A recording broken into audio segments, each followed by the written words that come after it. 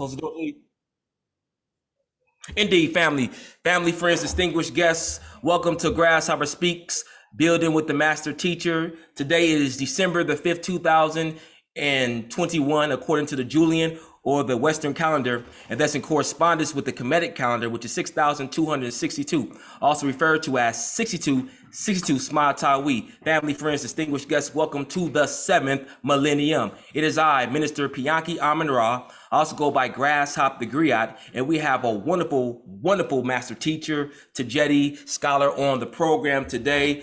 This individual, without question, has been in the movement for I know at least 50 years, doing wonderful work, and he to me is the epitome of a warrior scholar. He also studied under some of the great master teachers, Jacob Carruthers, may he rest in eternal spirit, Asa Hilliard, may he rest in eternal spirit, and Dr. John Henry Clark. But this individual right here is also not just a scholar, but he's an organizer. He's a professor, I do believe, was at Merritt College, I do believe San Francisco College, and he's been doing a plethora of work throughout his sojourn on this earth plane. So I'm definitely happy to have this wonderful master teacher, scholar, and individual with us. So family, friends, distinguished guests, without any further delay, please welcome to Grasshoppa Speaks, Building with the Master Teacher, the one and only Dr. Oba T. Shaka. How are you doing, Baba? Good, brother. How you doing? I'm excellent, wonderful, divine state of mind. I'm happy to have you on the program today. We're going to talk about a wonderful topic, the art of leadership, your book right here, the Art of Leadership, Volume 1. And I'm pretty sure you're going to bring out Volume 2 in the foreseeable future, Baba? No, this is Art of Leadership, Volume 2. They both came out together. Okay, well, I need to get that They're as well. companion. You know, yes, indeed. This is a total of 900 and some odd pages. It took me 10 years to write, so they're companions. You know. Oh, beautiful. Wonderful.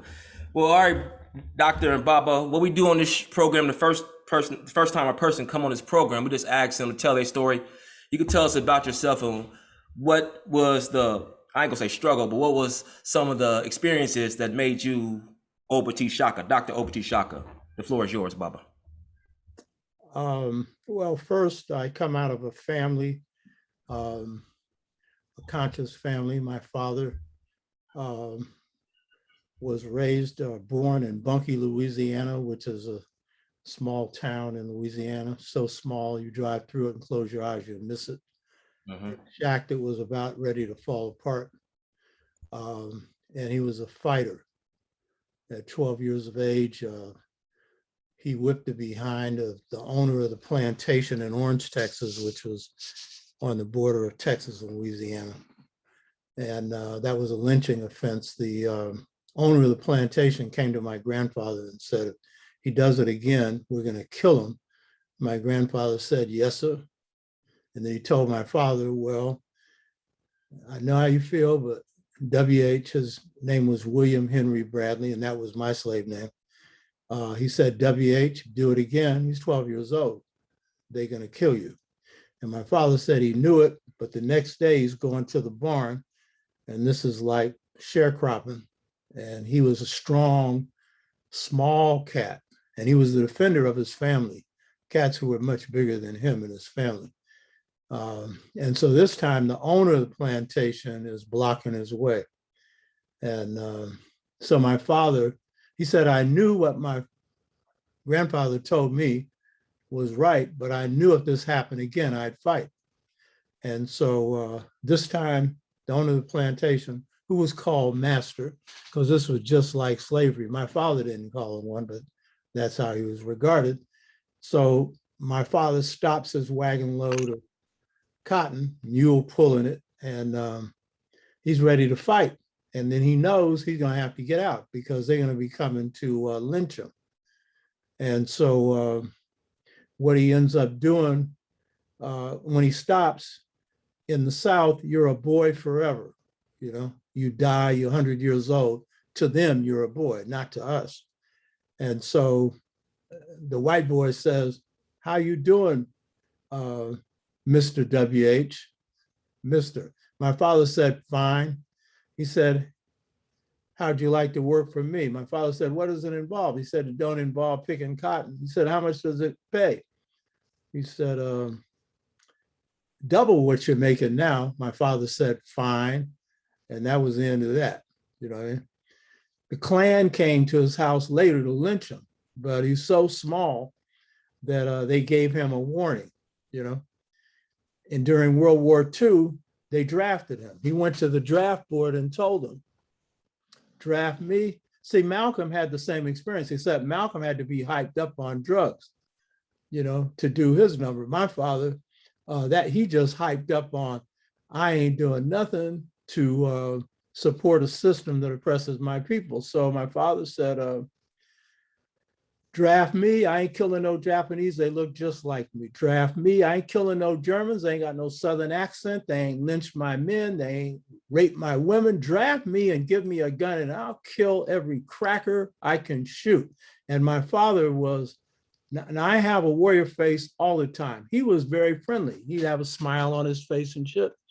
But if you crossed him, brass knuckles would come out if you were a big white boy. And he many a times knocked one of them out, because he was also a bouncer. So longshoreman and a bouncer. My mother always said, WH didn't need two jobs. Longshoreman paid good. We had a house and shit. And his salary was equal to the house with about $5,000 a year. The house cost $5,000, imagine, you know. But he got the second job because he could legally whip white people. It was legal. And my father was fearless when it came to death. I'm fearless, period. I have no fear. I did have one, the consequence of my own wrongdoing, which was Judgment Day. I got over that one. I said, shit, if I do what I deserve to get put to the fiery furnace, well, shit, what's there to fear? But I don't think I'll do it anyway. I got rid of that one. But my father had three fears that he never expressed, but I knew by how he avoided them: flying, hospitals, and airplanes, but not white people, you know what I mean? So after he issued his statement, he got a 4F, and my mother never knew it. He never told my mother that. And I told my mother that after he died. She said, why did he tell me that? Because he was a secure black man. So I come out of that, but my involvement in the movement didn't really come because I got my father's message. I got the message of beating up white people. I got that one, you know. And if you used a racist slur, because my father's very light complexion, and so they thought they were talking to a white man, he'd knock them out. And then when they come to, he'd say, I'm one of them, buddy, you know. I got that message, but I didn't get the politics, because my father read and he understood world history. And then he had experienced racism on a level I hadn't, coming out of the South. So it took the movement to get me to wake up, to get to his level of consciousness. So, but I do come out of a family where my father was a fighter and politically conscious. He had no education because living on the plantation, sharecropping, he didn't get a chance to go to school, but he was very smart. He learned how to read through reading the newspaper, and he understood world events. He was a reader. And but I didn't get this from my father. This is my nature. I'm a reader, you know. So later, my consciousness would, you know, catch up to his, in the sense that I came to realize what he was telling me on the more conscious level, like we're brainwashed, like he was talking about how the system works. That went over my head. So my story is, I was, until I got involved in the Black freedom movement, I was more on the track of assimilation, because though I came out of a conscious family, my mother was proud, but she was not somebody who was pushing Black pride. She was just basically proud, the way she carried herself. I never heard the N word in our house, and the culture in our house was Black culture.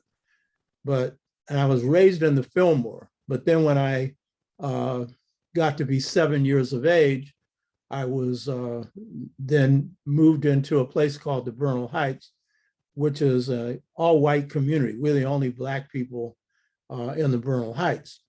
And so the school I went to was white, 1st to 12th grade, San Francisco State and junior college and law school. All my teachers were white. I never had a Black teacher, you know. My parents were. My mother taught us.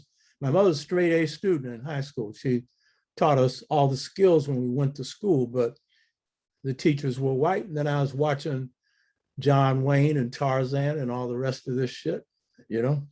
And so I was in the Boy Scouts. I was a Life Scout. Anything I'm in, I try to be the best. So they were all white except me and my brother, but I was their leader. And then on the hill where I lived, the white boys followed me. They did what I told them to do. You know what I mean? And they didn't get out of line. And by the way, that was a good experience for me, because when I get in the Black freedom movement, it's natural for me to tell white people what to do. You know what I mean? It's natural. I'm not thinking about, oh, these are white people. This is the way I was raised. You know what I mean? Okay. But I was brainwashed. You know what I mean? So, but in the Boy Scouts, it was good. It gave you discipline. And then I had been raised in the Baptist church. My family is not really religious. They're more spiritual, but I'd been baptized in the Baptist church. So I ended up joining a Catholic church, all white. I was a altar boy, you know what I mean? And I can't stand incense. And I was smelling that incense all the time, you know what I mean? And in fact, the Boy Scout troop was an extension of this Catholic church. And the Catholics say, if we get you for 4 or 5 years, we got you. The only thing is I didn't go to Catholic public school where the brainwashing is greater, but the skills are good, you know, went to public school. So the Boy Scouts was really preparing me for being a good American, but it had good qualities. One was discipline.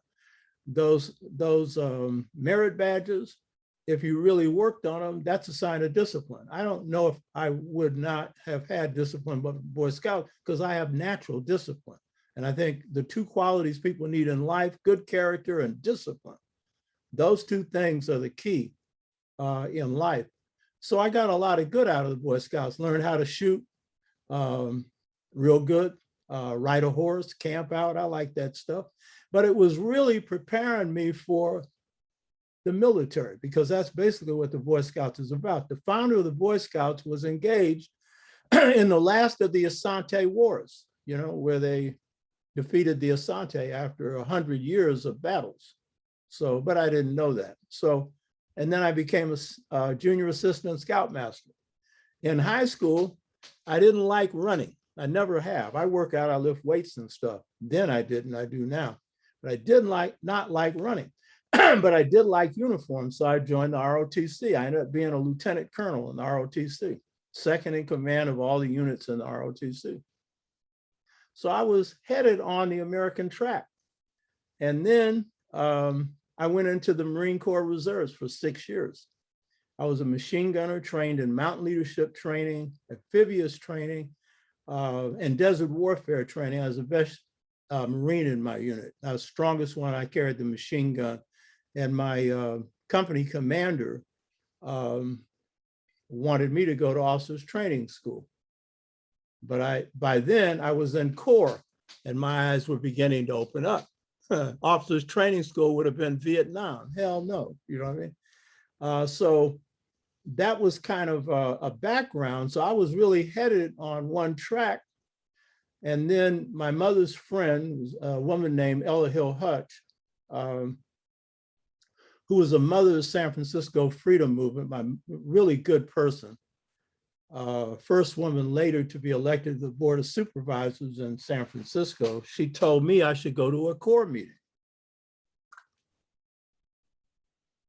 I didn't know what C.O.R.E was, but I had been following the Montgomery Bus Boycott, the Cuban Revolution, and I identified with it, even though I wasn't that conscious.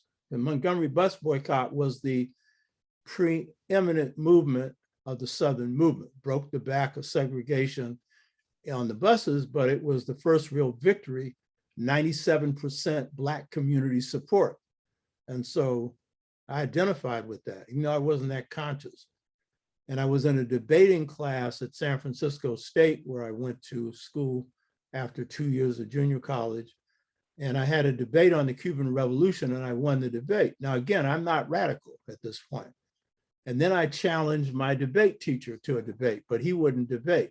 Now, I wasn't that conscious, but what I saw was that people had stood up in Cuba, and I had a sense that what they were doing was right. I wasn't no revolutionary or nothing. So when I joined C.O.R.E, the first C.O.R.E meeting I went to, I said, something's going on here. And so when I'm into something, I'm in wholehearted. I didn't join the movement because of the people. I joined it for the cause. And I had no ambitions to be a leader or anything like that. I just wanted to help my people. And so I joined in 1960, which is when the movement really kicks off. The sit-in movement in the South and the Northern movement kicks off, and the various movements in the South, King, S.N.C.C, C.O.R.E. And so from 1960 to 63, I was a member, and then I chaired the housing committee. And in 63, I was elected chair of San Francisco C.O.R.E. Of all the organizing I've done, C.O.R.E is the most important. First of all, it's the Black freedom movement. It's the golden age of the 60s.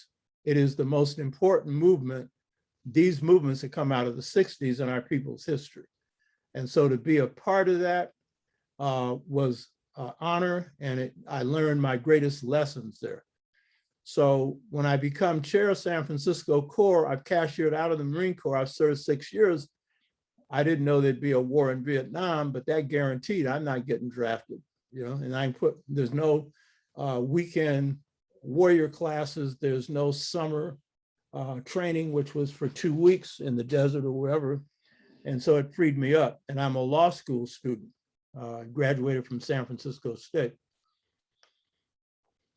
So when I become chair of San Francisco C.O.R.E, the question is, what's our direction going to be? When I become chair of San Francisco C.O.R.E, 50% of the membership's white, 50% Black.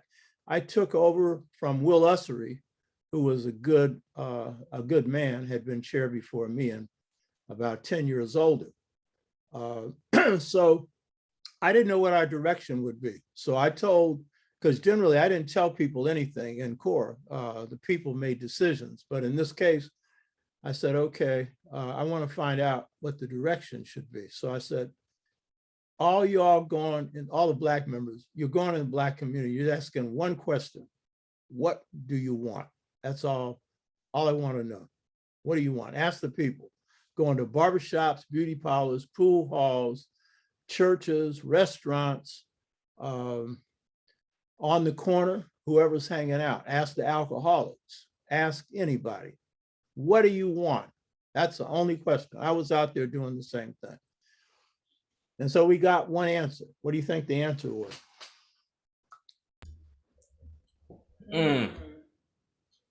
Not a rhetorical question, huh? No. I know. Let me think. More opportunities. A job. More jobs? Yes. Okay. Yes. Now, see, one of the failures of the Northern movement is it didn't hone in on the central issue of Northern Blacks and then systematically pursue it. It did, a lot of Northern movements did something around jobs, particularly with C.O.R.E. In New York. You had a number of construction site demonstrations. In Philadelphia, under Cecil Moore, who was one of the 4 best leaders of the NAACP in the 60s, one of whom was in San Francisco, a brother named Nathaniel Burbridge, who is on this book, The Art of Leadership. He's the one on the other side of Toussaint Louverture, a guy with 2 PhDs, one in pharmacology, one in medicine. He was so good in his work in pharmacology, he was up for a Nobel Prize and then put his full time in the movement. He was one of the 4 best leaders of the NAACP in the 60s. The others being Medgar Evers and Robert Williams, and then the one Cecil Moore. So people came back, they said jobs. So then I said, we're retooling, and that's going to be our direction. So that's the first rule in organizing, is follow the people. Leaders are followers. And so then the membership shifted from 50% white and Black to 90% Black because Black people identified with the objectives. And then my style of leadership was consensus. So committees made decisions on targets, but what particular campaigns we carry out. but the decisions had to come from the members. And so my policy was, I didn't know this as African because I haven't woke up yet, but I knew, because I'm a strategist. My first skill set is strategy. Next to God and love and the truth is strategy for me. I don't do anything unless it makes sense. I'm not going somewhere unless it's the fastest way. And so that's the key to me, strategy. I love that. Next to the truth, God, and love, strategy, baby, So I knew that with decision-making, the best way to make decisions is everybody has an input and we don't move until everybody agrees. And the reason is I thought we would minimize mistakes that way. And then I figure it wouldn't be a compromise, we'd move on. We'd go on what was right. And so it was like a big band. I would orchestrate a meeting and everybody had a say so. So I asked a brother who died a few years ago, what did they see in me when it came to leadership? And he said, Barry Gardner, and he was the head of our Hunters Point project. His father had been a Garveyite. He said, you were the unifier, And the FBI sent in people to try and divide us, but I have discipline. So I didn't get off into fights and shit like that. So I always got elected unanimously, reelected. So that was the first thing. So overall, what I'd say about this is the defining moment for me was this Black freedom movement, the San Francisco freedom movement. C.O.R.E is the most underestimated of the three Black freedom movement groups, which are S.N.C.C, C.O.R.E, and S.C.C. S.N.C.C is correctly noted for being militant, correctly noted for having brilliant leadership. Ella Baker is correctly recognized as like the spearhead for S.N.C.C. Without her, no S.N.C.C. She's the one that called the Shaw Conference, where S.N.C.C was formed. And they're noted for group-centered leadership, which is the best model for leadership for us today, not singular leaders. And so S.N.C.C gets its credit and they deserve it. And S.C.L.C, King, King was someone that learned and moved from being a reformist to a nonviolent revolutionary and produced results. He came up with a method, or Southern Christian Leadership Conference did, that got you voting rights and the end of segregation. And that was the march.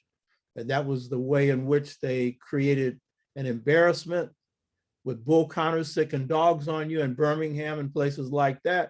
And then that forced the government to make concessions. And I was at the Selma to Montgomery March. I was a March Marshal, got arrested. I was arrested 18 times in the movement, 16 in San Francisco, 1 in Mississippi, and 1 in Selma, Alabama. I tried to engage the Klan, but they didn't take the bait. I'd have killed me more Klansmen than anybody had ever killed, but they got wind of it and I got put in jail, but I got out right away because again, strategy. I'm not going to spend any time in no Mississippi jail, prison. So King, SCLC, and Student Nonviolent Coordinating Committee, they get their propers. C.O.R.E doesn't. And one reason is that a guy named Roy Ennis, and everybody defines C.O.R.E by him, but by the time he became chair, there was no more C.O.R.E. The reality is C.O.R.E is the only organization that was national in its scope. We organized in the South. We were in the roughest areas as S.N.C.C was. We were in Mississippi. We were also in Louisiana where S.N.C.C wasn't, and S.N.C.C was in places that we weren't, And then we were in the East Coast, the Midwest, and the West. And so it was a national organization. We produced the most complex organizing in the movement, and the San Francisco movement was the premier movement. Next to it was probably Cleveland, where we had an extremely good chapter, and Malcolm X delivered one of his 2 ballots or bullet speeches, one in Detroit and one before Cleveland C.O.R.E. Malcolm's closest relationship was to C.O.R.E. because C.O.R.E was based where the Nation of Islam was. And that's where he got his exposure to demonstrations and various kinds of politicizing. The overall movement politicized Malcolm, and Malcolm helped politicize the movement. Most people miss the politicizing that the movement did with Malcolm. There's a film called Make It Plain. And in that film, Malcolm's brother makes a comment. Malcolm was thinking more like the civil rights movement than the Nation of Islam. And that's right. And that's one of the problems he had with Elijah Muhammad. So the San Francisco freedom movement that was the initiating force for me was the most complex of the movements. We came out of one of the two most complex environments, San Francisco and New York. New York was more complex than San Francisco. A bigger police department to go up against you, the Center for Capitalism, and a complex ethnic mix. Caribbean Africans, Africans from the continent, some people from South America, and whites, and then of course, Blacks from the South. So that's a nice little mix. The chapters in New York, we had a bunch of them because the Black community was so big. None of them really mastered their environment, but they did, they did pretty good. And the best chapter was in Brooklyn. But San Francisco, we mastered our environment. And there's a lot of reasons, and I'll go into a few achievements and then move on to a few others and get some other questions. One is we had a team, and a smart team. And most organizations are made up of a lot of smart people, but we buried our egos. That was a key thing. We had no ego differences in the San Francisco freedom movement, not just in C.O.R.E, but with NAACP, with the church, with various other groups. We were in unity, and we had a relationship with the Nation of Islam. I went to their mosque meetings regularly. They weren't active in the movement, but we had relationship. So we had a team of people with different skills. And then C.O.R.E is the cutting edge for the mother movement in the North, and particularly in the West. We precede the Black Panther Party and give birth to probably one of its best Panthers, a guy named Donald Cox, who became Field Marshal, Black Panther Party. He was my public relations chair. He just died a few years ago in France because he was in exile. FBI charged him with an assassination that he didn't do. He had been a UCLA student, very smart, very humble. And when he left C.O.R.E, he became, in the Panthers form, he's somebody who trained a lot of young people in self-defense, and then became a wandering field marshal who was used to solve problems in different chapters. And ask any Panther, and they'll speak highly of him. But the leader of the San Francisco State Strike, Benny Stewart, said he was the best Panther. Well, he exuded basically core qualities, which was humility. And he didn't mess around. The ladies liked him, but he didn't mess over women, you know what I mean? Or anybody else. And he was smart. And that's another quality we had. So this chapter was like the mother movement. So the achievements of this San Francisco C.O.R.E is we addressed the key issue that urban Blacks needed addressing. Southern Blacks too, but they couldn't address it. They couldn't address the job issue because they had to deal with the segregation issue. And by the time they had finished that, then the movement was fractured, and then it had to figure out where it was going in '65. So we defeated an entire economic power structure for jobs. And my strategy was to take on industries, not single businesses. And so we defeated industries, the banking industry. We defeated the biggest bank in the world, the Bank of America. And that took 6 months. And that was a 11 city campaign. In the largest state in the United States, 11 cities where we had core chapters carried that campaign out. So and once we defeated the Bank of America, which we shouldn't have been able to do, it took strategy to beat them. Biggest bank in the world, no normal strategy would whip them. To this day, the bank does not know what the strategy was that we employed on them. My rule is when I engage in a battle, you've already lost. I'm not fighting you unless I know how to win. I'm not fighting. The rule in war is win. And so it took me a long time to figure out how to beat the Bank of America, but we did beat them. Once we beat them, Wells Fargo called me and said, if you could whip the Bank of America, we're hiring. Then we took on the supermarkets as an industry, and that was Bay Area wide. Those were the best jobs we got because those are union jobs with retirement, with medical benefits. And by the way, all the jobs we secured, people still have. You hear me? This is not some ephemeral gain. And the other thing is, none of our members profited from the movement. We didn't vote on that. That's just plain ass luck. And I was unemployed, but I was a student.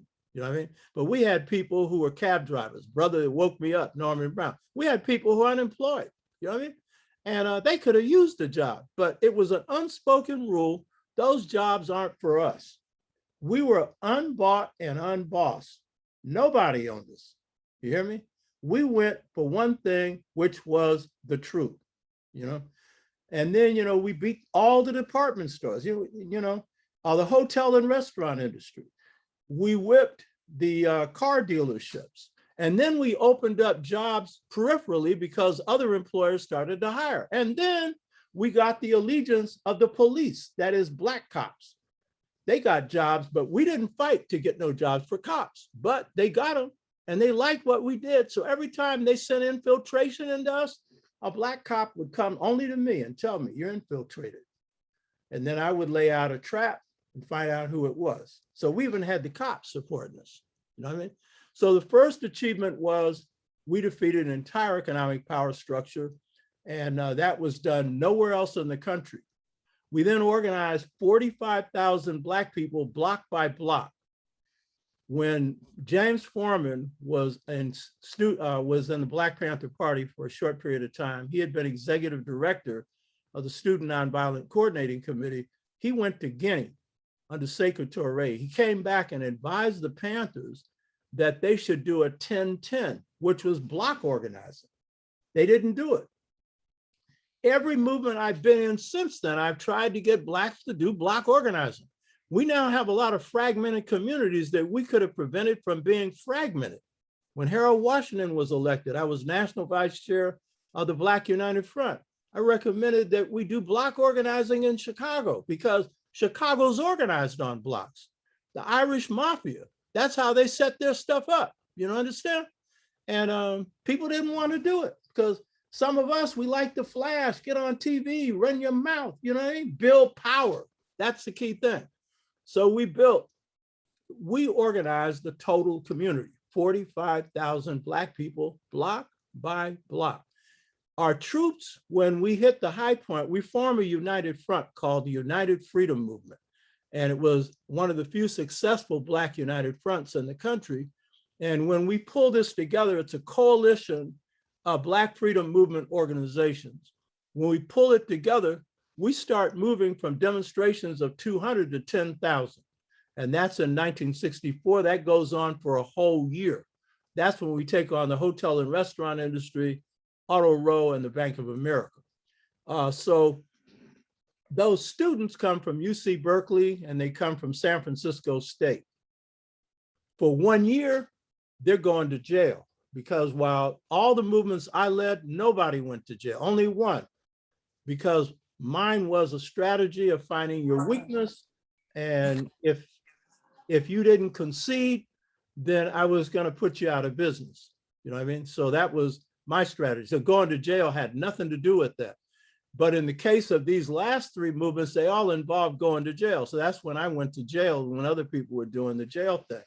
So those UC students go back to UC Berkeley after a year of going to jail, they get radicalized and they start the free speech movement. We gave birth to it. And that spreads across the country. And by 68, it spreads into France and nearly led the students of France to successfully overthrow the French government. You hear me? And in radicalizing UC Berkeley students, that's no small thing because that is the premier university of the United States. it produces more Nobel laureates than all the Ivy League universities put together, and it's a public university. You hear me? So this is something that the nationalists usually miss, that all we think is a movement's just about you. No, it's alliances and coalitions. And in this particular case, we needed more shock troops. We had a lot of blacks, but we needed others. And so we brought them in. And then a part of those shock troops came from where I graduated from, San Francisco State University. And Dick Gregory came down. We were in jail at the Sheraton Palace, which was the focal point of the hotel and restaurant industry campaign. And while we're in jail, some of these students are coming up with the idea of an experimental college at San Francisco State. These are white students who come up with this idea. But when the black students move around 65, 66, they take it over. And then that becomes the place where Sonia Sanchez, Askia Muhammad Toure, Amiri Baraka teach the first Black studies courses at San Francisco State. Without it, there wouldn't have been a Black studies department. And it gave birth to the impetus for the San Francisco State strike. So we had that. And then we formed alliances and coalitions with the Chinese American community. When the War on Poverty program comes down, it's in 65. I'm no longer interested in C.O.R.E. I'm beginning to move to form a Black nationalist organization because I tried to shift C.O.R.E. to Black nationalism, and I succeeded in the convention in 1965 in restructuring C.O.R.E. and taking white money out of C.O.R.E. But James Farmer was able to turn that around. So I figured it's my time to get out of C.O.R.E. And I then formed a group called Pan-African People's Organization, and which is still alive. We operate a school, we've done a lot of things. And so at that particular point, I see the War on Poverty program as a problem because it could buy off our members. And so I decided to take over the War on Poverty program. That's the first takeover of the War on Poverty program in the country. And so I had alliances in Chinatown and alliances in the Mission. Since I was raised in the Bernal Heights, I went to junior high school at Horace Mann Junior High School, which is in the Mexican community. So I knew Mexican politics. And then one of my good friends was a guy named J.K. Choi. He was a multimillionaire banker. He owned a bank and he had been a general in Chiang Kai-shek's army, but he was a nice guy. And he was inspired by the movement. That's the thing we need to understand. The Black freedom movement, the Black liberation movement is the trigger for all others. We lead these movements. And so I'd go to Chinatown once or twice a month, eat Chinese food, and talk to his citizens group.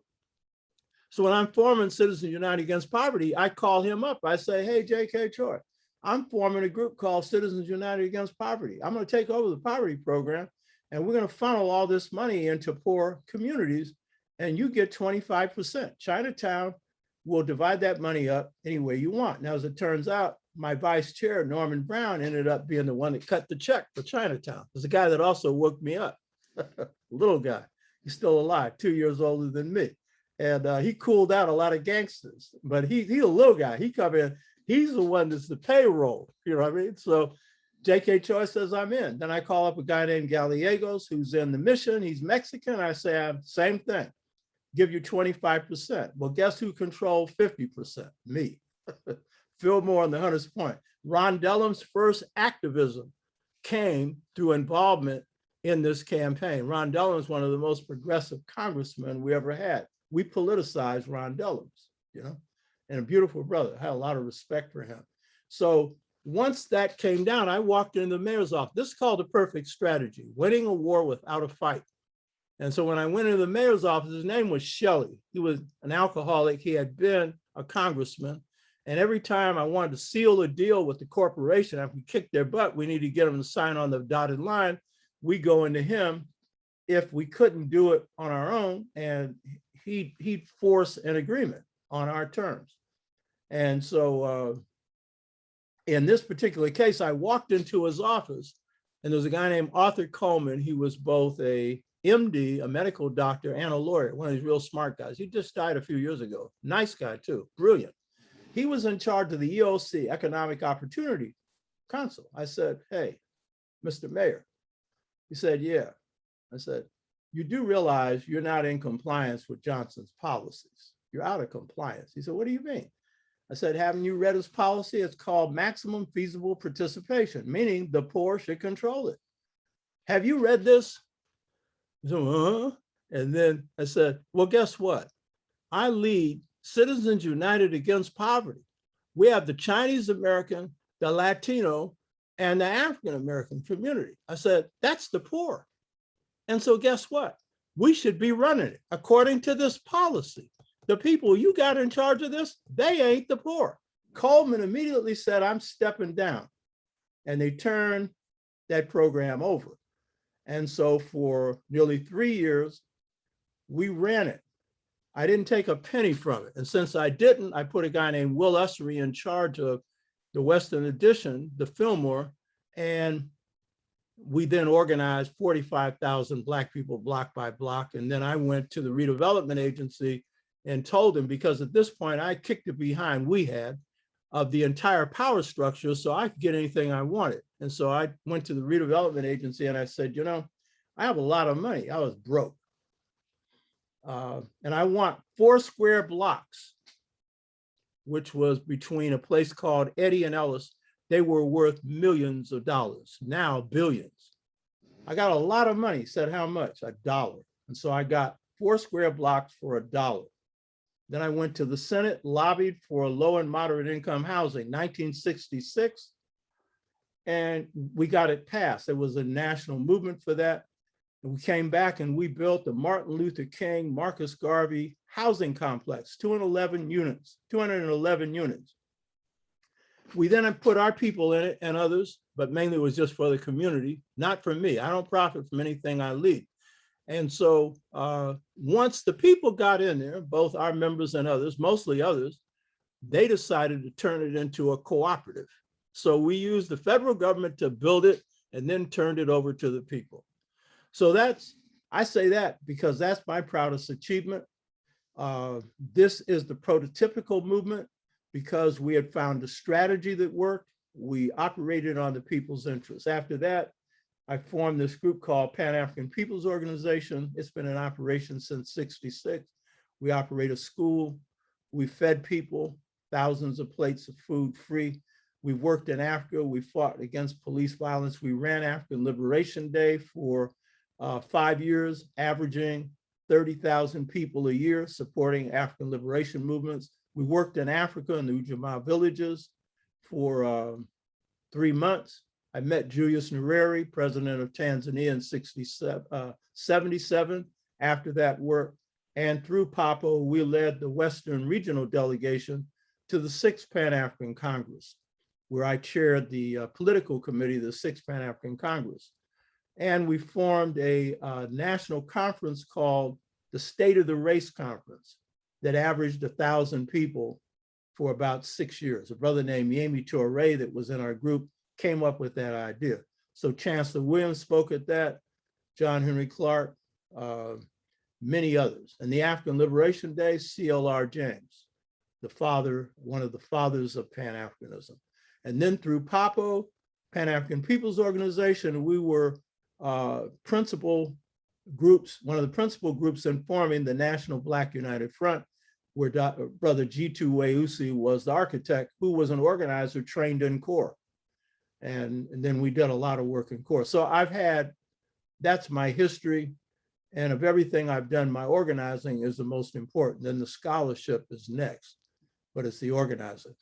I should say one other thing. I underwent an awakening in the 60s so that I came to change my orientation. So what you see on my show, I pushed, it's called the 6-fold stages to mental freedom, the transformational system. That's an experience that I went through. Malcolm X went through.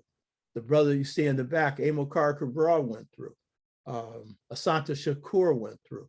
And so that came from experience. My writing on leadership, that came from experience. So I have the final thing I'd say about my role in the movement is I've led a lot of battles. I've never lost one, and that's because of strategy. But I don't think that I couldn't lose the next one. So I know that you're never guaranteed victories. I don't care how good your strategy is, your organizing is. it's never a guarantee. So I don't assume that because I won this or that, it's guaranteed. No, it's not. Nothing's guaranteed. So that's some of the background. Man, I thank you and appreciate you for your story, and I learned a lot of gems from your story and experience. And one thing I can definitely say, I got a lot of things from your story, is the fact that, first of all, you talked about the canons of leadership and how to be a true leader, you gotta be inseparable of those who have ascribed to your leadership. As you were talking about Miss Ella Baker, who really wasn't an advocate of leaders, but more of an advocate of leadership. So that really pricked my curiosity as well, my consciousness. Another thing, Baba, that I love what you said was you were fearless in the beginning. You're fearless, and I know for myself, I have some fears. And I know that a significant amount of our people have some fears, in particular with the COVID 20-1. And I would like if you to elaborate how it relates to leadership and how, in order for you to really rise up and reach your highest potential as a leader, how important is being fearless? How important is that playing a role in developing true leadership? Yeah, first, I wouldn't knock anybody who has it. I understand why. And I haven't been through some of the experiences that some people have gone through. So I can't say that if I was in some of the experiences my father had been in, I don't know if I'd be fearless or not. I don't know. So I'm not taking a position, oh, I'm fearless, so you should be, or something like that. But I'd say this, first of all, fear is the greatest obstacle to spiritual growth. You want to see a reason why you get held back, it's fear, baby. And fear is an illusion. It's an illusion that's taught. People are not born in fear. A baby is not born in fear. Yes, there are some things that are wrong with fearlessness, like a baby doesn't know that fire can burn. So, you need to be acquainted with, don't put your finger on the fire. But the fact is, we're taught fear of God. You know what I mean? That's a basic definition that most people who are into Islam, Judaism, Christianity, or Hinduism, or any number of them, that's fear. African spirit systems don't teach fear, But the key thing is it's artificial. It freezes you in the moment. And wherever you have fear, you're not free. Fearlessness is freedom. And it isn't such a big deal. And there's danger to fearlessness. And I know the danger. The danger is you can underestimate whatever you're going up against because you're fearless. And then you can cause some big fat mistakes. And one of the things I've always said to myself in leadership, I didn't want anyone to ever be hurt in anything I did. And I tried to do things that would prevent people from facing any kind of harm. But most importantly, I didn't want to do anything that would get people hurt because of my ego or because of stupidity. You know what I mean? And whatever anyone else has done, I've been in the middle of it. So I'm not somebody who's in a movement and I'm in the background telling people to do something. Wherever there's a fight, I'll be in the middle of it. So fearlessness I faced assassination attempts. I had a guy come to my house to shoot me. I had a 45. I'm a martial artist, he was. I knew how to disarm a person, he did. And he had a 45 in his pocket, in his paper bag. And I've never experienced fear except in this one consequence of my own wrongdoing, which I got over. So I checked myself for a millisecond. I said, am I afraid? Nah. And then I proceeded. That saved my life, because had I been indicating any kind of fear, this guy may have made a move, especially if I panicked and did something. And so I just said, hey, who sent you? And he told me. And I said, why isn't he here? I said, don't you realize you're being set up? And then I'm inching closer to him, because in disarming, there's certain things you do. And one of them is you got to be close enough to this guy's weapon. You know what I mean? And I also noticed he hadn't come out with his gun yet. So that meant he wasn't sure. And so then I just explained to him he was being used. And then he knew my history. In fact, the guy that had sent him, I saved his life with the police. He knows it, you know? So I talked him out of it. But the point is, no fear. And you know, when you're in that zone, you make your best decisions. So this is normal for African people, by the way. The warrior code in Africa, there's a kingdom called Segu, S-E-G-U. It's a Bambara kingdom, a small kingdom. The warrior code among the Bambara is one unheard of in the West, because in the West, warriors are taught to mass fear. Patton was a great tank commander. But he had fear, you know, but he put that face on. You know, he stand in front of a mirror, put his uniform on, and look fearless and all this shit. But African people, the warrior code is a fearless warrior code. The Japanese have a saying, the samurai, to be a great warrior, you need at least a little bit of black blood. What happens if you got a lot? You know what I mean? So in the Segu kingdom, the warrior code was, when you engaged an opponent, if he shows any sign of fear, you must leave the battlefield. It's dishonorable to kill somebody or to fight somebody who's in fear, you know? And so that's the warrior code of our people. And right now I'm reading a book called Black Spartacus. It's on Toussaint Louverture. It's the best piece that I've seen on him, because we got a lot of views of him that ain't altogether correct. And Okay. that was the quality of the Haitian warriors. Fearlessness. Not only that, noble qualities, noble principles. They didn't do the shit that the white boys did, you know, the brutal, savage shit. Now they kill you, Yes. but they weren't savages, you know what I mean? And the white boy, all his wars have been savage, you know, they genocidal, killing women and children, old people, you know what I mean? That's been their nature. That's how they fought. But Toussaint had a nobility, as Amilcar Cabral did and others. And fearlessness was one of them. And these were soldiers fighting sometimes with no clothes, no shoes, barely any food. Some of his armies, sometimes all they had were 2 pieces of bread, you know? And sometimes they ran out of bullets, but they could take a fort with a sword.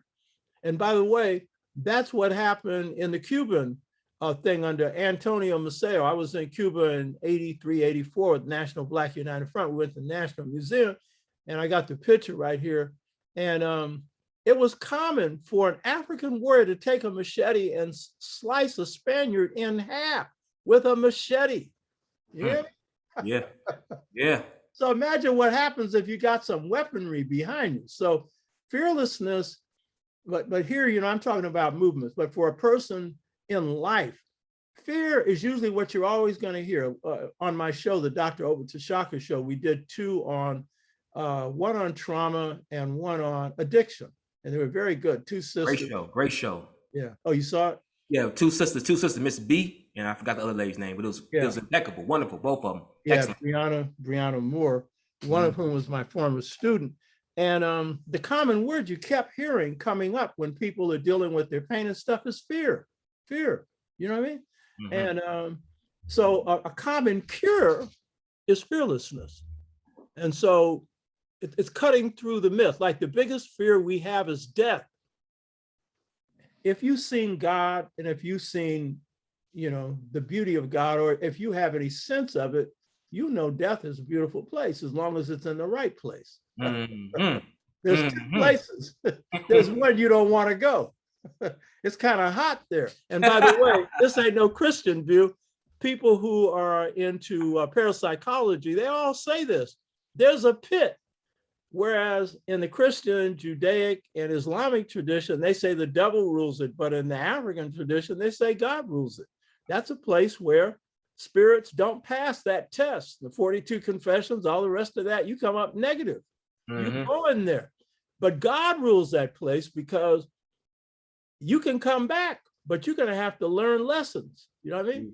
So, you know, this thing of fearlessness is a natural quality, and it's one that we need to learn to cultivate, because the ultimate fear of death, life is slow dying. You're dying every day. Do you fear living?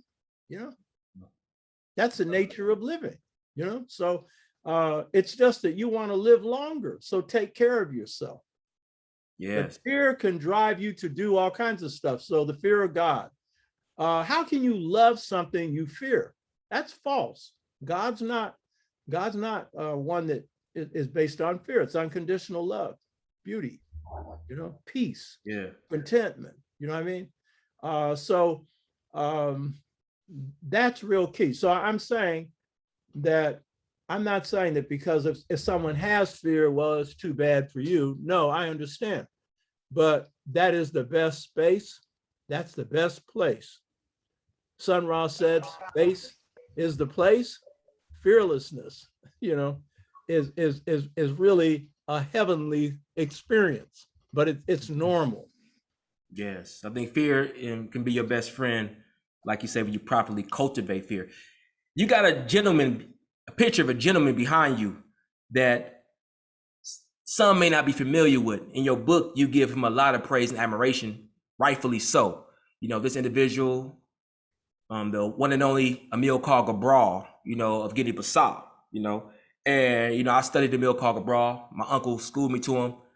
Unbelievable individual, unbelievable leader. And I heard you saying that Emil Cabral is the greatest leader of the 20th century. You know, and that's a big high accomplishment considering the great leaders we had. Marcus Garvey was down that time period, Malcolm X, you know, the Miss Ella Baker, Fannie Lou Hamer was around that time period as well. But you say Emil Cabral, and even go to the continent, Ahmed Sekou Touré, Kwame Nkrumah, you know, Patrice Lumumba, Emil Cabral. What makes Emil Cabral leadership? What makes him, in your eyes, the greatest leader of the 20th century? Baba. Ho Chi Minh, greater than him. Mao Zedong, greater than him. Fidel Castro, greater than him.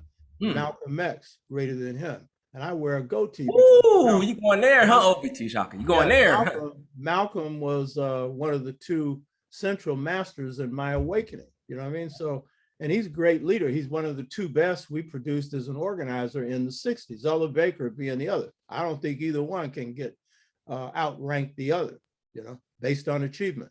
So the reason I say that Amilcar Cabral is the best leader, organizer, strategist, military commander, because this is all of what makes him the greatest, is because of what he produced. First of all, he went through the transformation of consciousness. So this really put him in a position where he loved himself and loved his people.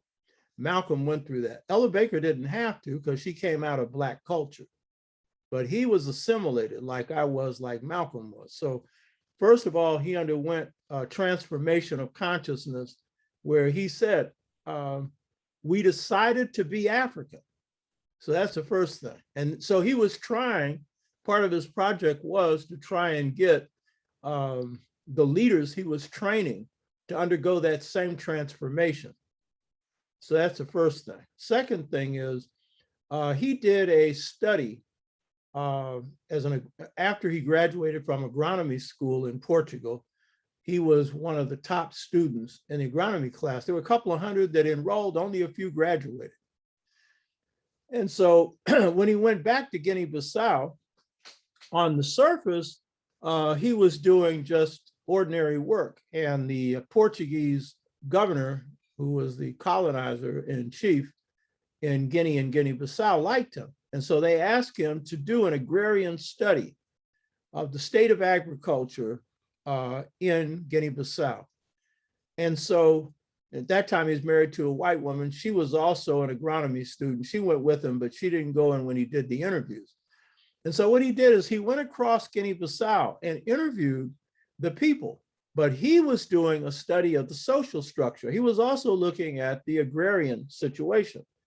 And so out of that came an understanding of the social structure of Guinea-Bissau that is the best analysis done by any revolutionary in the 20th century. It's a sociological analysis, you could call it that. And so he was looking at the people who came out of societies where you had no kings and queens.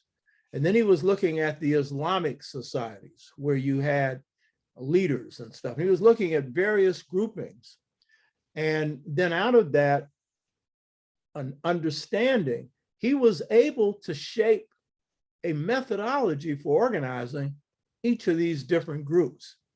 Then he ended up setting up leadership training in Guinea after making some serious mistakes, because he tried to carry out a struggle on the docks in Guinea-Bissau, organizing workers. And he was using an approach that worked for Nkrumah. He thought he could use a peaceful struggle because Nkrumah succeeded in doing that. Nkrumah was one of the first major influences on him. And that dock workers strike was crushed, people were murdered.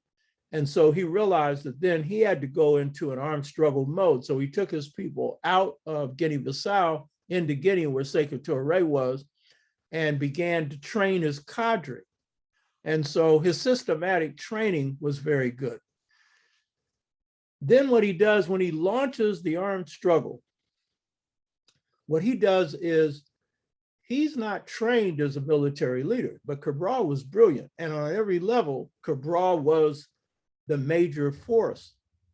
Cabral's casualty rate was very low for his people. He lost a couple of thousand, 2,500 or so people, but over 50,000 Portuguese were killed. And we don't know how many of the Africans who worked for the Portuguese were killed, because they didn't keep account on them. The Portuguese didn't. And Cabral was also, as Toussaint was, very humane in his policies. He didn't kill women or children. And he created the conditions for the overthrow of the Portuguese government, because the Portuguese troops were being defeated by Cabral's people, and they came back angry, and Cabral actually predicted this would happen. He helped create the impetus for the overthrow of the fascist government in Portugal that then led to a decision by Portugal to withdraw, So he was a great military strategist. He considered a death rate of more than 1 or 2 people catastrophic. And that's why he kept his casualty rate low. And so overall, he was a good military strategist. He was a great political thinker, and he was a great human being. Maybe too great, because he was assassinated by people who he should have kept either under arrest or shot. But he always felt that he could persuade people to come around to the right position. But overall, as a thinker, as a strategist, as an organizer, military commander, he was the best, bar none. Man, amazing. I shade to the Honorable Emile Cabral. You said something about him, like he's a military strategist, a great political thinker. He also was a theoretician as well. But one thing that really stuck out to me that's a good segue to our next point, is the fact that he was noble and he had great character. He was a humanitarian. And that's one thing in my ministry, we're going over the essentials of Mayat. And as you very well know this, during the time period of ancient Kemet, in particular during the Shishada system of Ipa Sut, they not only had to be able to intellectualize the true intricacies of Mayat, but they had to internalize it and to live it. And one of the key components of Mayat was the importance of good character, the importance of good integrity. Now, how can we formalize the character and integrity, and how it could be encapsulated into our leadership, especially with so many of us are ascribing to the status quo? One of the shows I did was on the Masonic order and stuff in the United States, looking at how it's the oldest organization that Blacks have created in the United States, coming out of secret society traditions going back to Kemet. And one of the secrets for its longevity, but also it's the organization that had a broad cross-section of members coming from every kind of perspective. The Martin R. Delaney's and people like that in the 19th century. The nationalists, they had those who you would call the assimilationists. They had every kind of spectrum of ideology in it. But what enabled them to bring that spectrum together, and what enabled them to be the oldest, but longest lasting organization.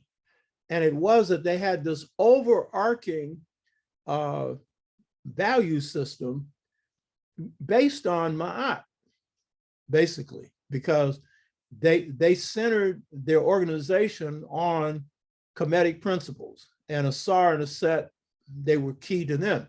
So that those overarching values gave meaning to each person. Each person could see how they served as a guide in their life.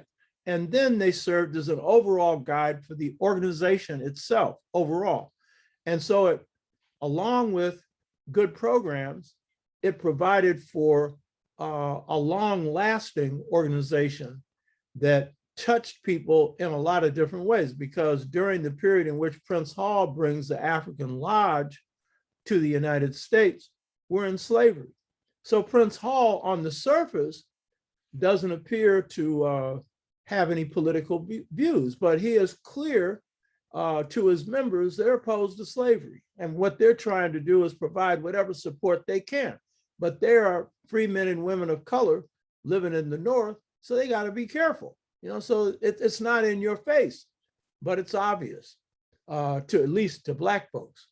So that overarching set of principles that stress truth, stress justice, stress honor, stress balance in your life. And by the way, one of the reasons why they were also long lasting is they focused on things like family life. They focused on things like economic development. You know, they focused on the person being prosperous. That was one of the key things that they focused on. And they also focused on the fact that corruption and stuff like that was something that they were opposed to and that they wanted people to avoid, and would take action against members in their group who moved in that direction. So that's kind of like an overview of what's key for any group that's going to be long lasting, you know, to commit yourself to long lasting principles. Those principles are the most important thing. And of all of them, the truth is the most important thing. Indeed, yeah, because people change, climate change, but the principles that are divinely ordained should never change. Right. And that's also with truth, not just speaking it, but internalizing it and being it. Baba, I'm gonna give you one more question, but before, let people know, we got about 10 people on the call. Let them know where they can, first of all, see your show and how they can get your books and your material. Go on and give yourself a wonderful plug, Baba. Okay, the show is called the Dr. Oba Tshaka, T-S-H-A-K-A show. So if you put that in, you should be able to find it. Got a long address, http://bit.ly/Dr. Oba show. But basically, if you just go to Dr. Oba Tshaka show, you should be able to find it. Yes. And click in to Gumroad, and you'll see under each show, there's a click in for Gumroad, Gumroad, and you can directly purchase books and get fed into your phone various other things like the 6-Fold Stages to Mental Freedom. And we have a number of other things, DVDs that go right into your phone. So that's the way you can get that. And this is the Art of Leadership, Volume 1. Here. Yeah, I see it. We can see it. Looks good.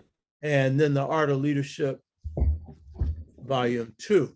Now, Volume 2 is out of print. I only have a few copies left. I'm not sure when we reprint them, whether I'll combine them both or continue to put out both volumes, but the two are important. I'll give you some idea of what we cover, because this is based on practice. When I wrote this book, I had 31 years of organizing practice, and now I have 61. I've been in the movement now 61 years. And so the first volume deals with the guiding principles of leadership. How do we define it? Levels of leadership, local, national, international, how we build community, and some of the issues involved in that. How do you start a group dynamics? This is real important because basically organizations are made up of people, and there's a thing called the formal organization, the informal organization. The informal organization is the real organization. That's called cliques. And you got to know how to manage those. We got a real good chapter on that. Independent Black schools. We run one called the African Children's Advanced Learning Center, been in operation since '72. It was the 1st to 12th grade. Now it's 6th to 12th grade. 90% of our students go to college. 50% get full scholarships. And the main teachers in the school are my former students. And they're now some of them in their 70s. And these are people with mastery of math, of science. And the person that runs the school, Brother Robert Woods, who's been with us 30 years, language arts. And so when our kids come out of school, they can usually beat anybody on anything because it's rigorous. And then they got a good sense of their identity and knowing who they are. There's a chapter on economic development, mass mobilization and mass movements, social structure. And then volume 2, which fewer people have read, and this volume is very important. The first chapter is Free the Mind, which is 6 bold stages to mental freedom. And all of our members have had to go through this transformation process. This is what has made our members long-lasting and strong. Organizing strategies. How do you organize different levels in the Black community? The Black church and Black theology, its African roots. One of my specialties is the Black church. Alliances and coalitions, building your base. That's extremely important. Yes. A lot of groups have made the mistake of standing alone. The Panthers did that largely in the Black community. You know, they did some good organizing, but no outreach to the church. There's a whole bunch of things that they could have done better. Another chapter is on publicity, propaganda, public thinking campaigns, security and counterinsurgency. I'm a specialist at that. I'm a warrior. And I said they run COINTELPRO on me. I didn't survive these by accident, but the most subtle, sophisticated stuff they have is called low intensity. And most of us don't even know what it is. And it's why it's called low intensity. When they hit you, it's invisible. And I was fortunate, after chairing the political committee for the 6th Pan-African Congress in Tanzania in 1974, I hooked up with people in the United Kingdom. And we've had a relationship since '74, Pan-African Congress movement, and then other groups in the UK. And we do work together. They come here and do organizing. We go there and do organizing. I met my second wife in, London. So that's the benefits of organizing. So while I was there in '74, I picked up a book. I couldn't buy it. It wasn't for sale, called Low Intensity and Peacekeeping Operations by General Kitson. And this is a brigadier general in the British Army. He had defeated the Malaysian independence movement. He had defeated the Mau Maus in Kenya. And he had gone up against the Irish independence movement. He didn't defeat them. And so he took a leave of absence from the British Army to write this book, Low Intensity Peacekeeping Operations. So when I got back to the States, I went to our library, pulled it and kept it for 20 years and then returned it, but I copied it. And so then I studied low intensity peacekeeping, low intensity strategies. When Ronald Reagan became governor, he adapted that to the United States. And then when he became president, he placed that under FEMA, So low intensity was run on my group. And fortunately, because I trained myself in it, I spotted it. If you don't spot how they move on you with low intensity right away, they'll take your group out. They will take it out. And you won't even know who took them out because I have cover stories and everything else and probably get you involved in some mess so it'll look like it was your fault. And that's how it goes. So that's real important. Wow. That's deep. And by the way, for me, it's like a game, because when I entered the movement, I had a sense, because I had military background, I had a sense that this is serious business. You're asking to get killed. You're asking to become grass. And so I didn't ever underestimate my enemy. I never thought that, oh, it's not going to be that hard, or, oh yeah, they're saying this, but they ain't that bad. No, I assumed it could be as bad as it could get. And so do everything to be smart. Don't do stupid. You know what I mean? And so this low intensity stuff for me, when this goes down, so, you know, when they ran low intensity on me, the first thing I said is, well, they're up in their game. They're showing me some respect. They're actually showing me their best game. Well, let me show you something. And I won't tell you who did it, how we did it, but I have a security section. Most groups don't.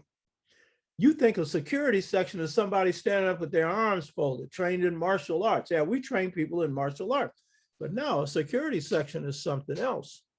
I have a security section.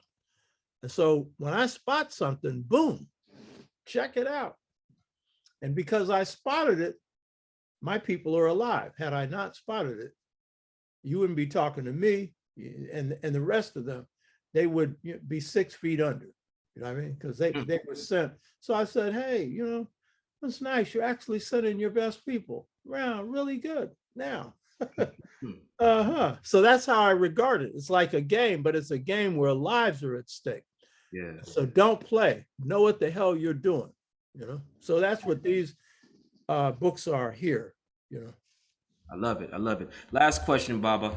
We're talking about building with the master teachers. I know, I do believe it's one of your sayings. I don't know if it's an aphorism or a quote, but in order to be a master, you try to imitate the masters. Is that accurate?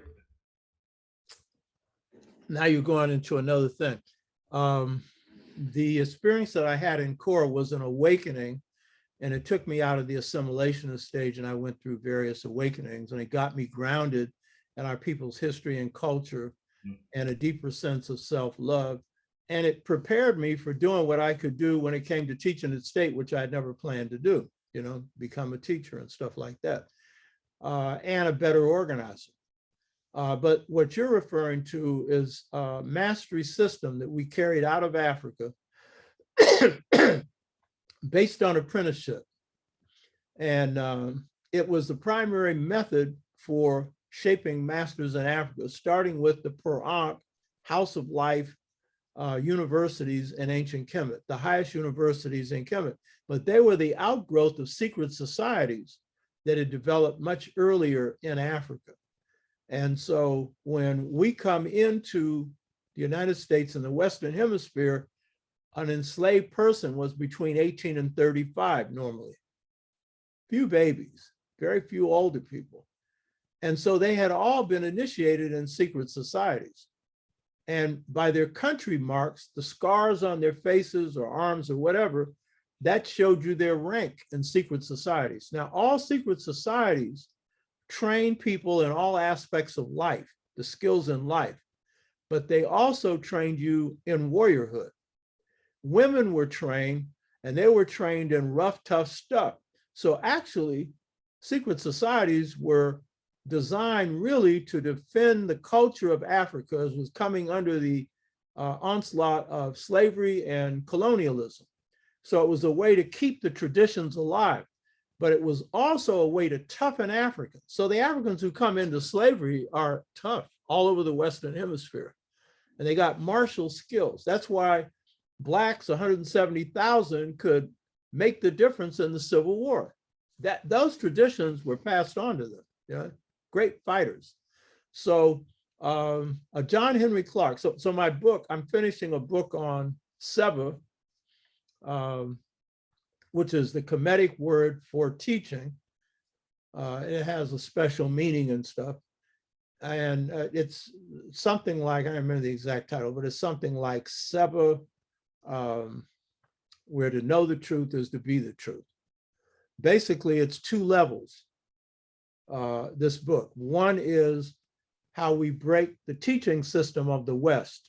We have African-centered knowledge, but the way we learn it is a Western method. And that's a real problem. And so this is a replacement. I'm revolutionary, so I create replacement systems that you can use now and in the future. So that's one level. The sixfold stages is another, that's identity. But the one you're talking about is mastery. Mastery has got to do with your ka, your destiny, your gifts, or the Yoruba call it your ori, or the Asante, your kra. They all mean the same thing. Notice K-R-A-K-A, take the R out, same thing. It's the gifts that reside inside of you, and that's a real challenge in life, is to follow your gifts. So so the book takes 6 masters, John Henry Clark, Ella Baker, Theophilus Benga, Amilcar Cabral, John Coltrane. And I use myself because if you haven't gone through this, you can't explain it. And I don't know if you've seen the interview or the discussion I had with Theophilus Benga. Did you see that one? Yeah, I saw, yeah, like a couple of months ago, right? Yeah. Mm-hmm. That was in part an excursion into how Obenga became a master, because I interviewed him for 18 hours at his home a good 20 years ago. I filmed it and I took notes on it. And so I was in part in the discussion showing how he developed from a novice to a master. So he was undergoing the same process through a mastery system. He was apprenticing under a master, in this case, Sheikh Anta Diop, but others as well. Or John Henry Clark. I interviewed him for 8 months by phone, and then the last interview was done in his home after an ASCAT convention in New York, 1998. And he was dying then. I mean, he was dozing off and stuff in this last interview, but his mind was very sharp. It was the best interview I had. So I was interviewing him for that time, and I had apprenticed under him for years. Who were the masters that shaped him? And so that's the way it is with each one of these. So the master in the master system is coming up under masters who match your gifts, but who are at a level of mastery you are not at. And so there are stages and degrees. There are 3 stages in the African-American system and 4 in the Dogon. They're the same. And when I had this breakthrough, I called Asa Hilliard because usually when I'm writing a book, and at this time I wasn't writing the book, I was finishing the mother principle, and I came up with this discovery that the African-American apprenticeship system is based on the same principles as the Dogon, which means the African system. So I called up Asa to tell him, Asa wasn't in. So one day I'm on the toilet. This is how we consult, and Asa calls on the toilet. And I said, hey, Asa. He said, what? I said, guess what? The Dogon system of mastery is 4 levels. I explained it. And then I said, and the African-American system is 3 levels. And guess what? It's the same thing. And Asa said, wow, that's something. So I'd keep consulting with him until he passed. So he was, because he's a teacher. His parents were teachers. Teaching is in his blood. With the mother principle, I talked to Wade Nobles more because he was into family. You know what I mean? So that's what that is. I went up under that system. So when I'm undergoing an awakening, my first master is Marcus Garvey. My second master is Malcolm X. Now you can apprentice directly or indirectly, So Garvey was dead and Malcolm was on his way out, But based on the process you go through, whether it's a direct apprenticeship or indirect, someone indirect can actually get it better than some that are direct, and some that are direct get it better than some that are indirect. And it's always good to be around the person, But even when you're around the person, chances are part of your apprenticeship is going to be indirect. because given the size of this country, unless you are living in the same community, you know, the same city or whatever, then it's going to be other stuff you're looking at from that master. You might have conversations or whatever. Coltrane, you want to know Coltrane? Know his masters. You know what I mean? An average musician that had one skill, which was rhythm. But between his masters and, as you point out, his discipline schedule, 14 hours a day, you know what I mean? Dedicated to music. And by the way, one of the things that made him an innovator was that he drew from practice books. So a lot of the licks that he got on the saxophone are licks that he learned from practice books that may have been teaching you how to play those licks on a trumpet or a trombone. So he was doing stuff through practice licks that a saxophone player wouldn't even think of doing. You know what I mean? So, but again, the masters were key to him, you know, in terms of his development, both direct and indirect, and along with his discipline. So I always say that if you see a master in the Black community, then check out their masters, because there's someone or group of people that have had the major influence on that person's development. But it depends on the person. The person has to have the discipline, the dedication to want to pursue that course. And not everybody wants to be a master, you know what I mean? And there's no playing around with this. You can't say I'm a master and make yourself one. No, there's a process for mastering anything, and there are stages in its development, you know. Indeed. Thank you for that wonderful, wonderful pearls of wisdom. All right, Baba. I know you say you was pressed for time, though. So, family, unfortunately, unless you want to, Baba, if you want me to ask some questions, it's up to you. But I know Let's some questions. Okay, cool. If you have a question for Baba, you can either unmute your mic, raise your hand, Zoom style, or you can put in a chat box. Anybody have a question for the wonderful Obati Shaka and what we discussed? Yes, Ashe. Ashe. Blessed Okay, love, Baba. I was wondering, when it came down to SCLC, to what we know as S.N.C.C and C.O.R.E, I didn't hear any mention of did y'all know what happened with Mumea and with I want to say that was after push, but it was Mumea Abu Jamal's movements that I was wondering, did you have any insight on? You know, him being incarcerated and, you know, understanding political prisonership and how the government can take over certain organizations. Do you have any light on that? Yeah, Mumia was a brother who was framed for killing a cop that he didn't kill.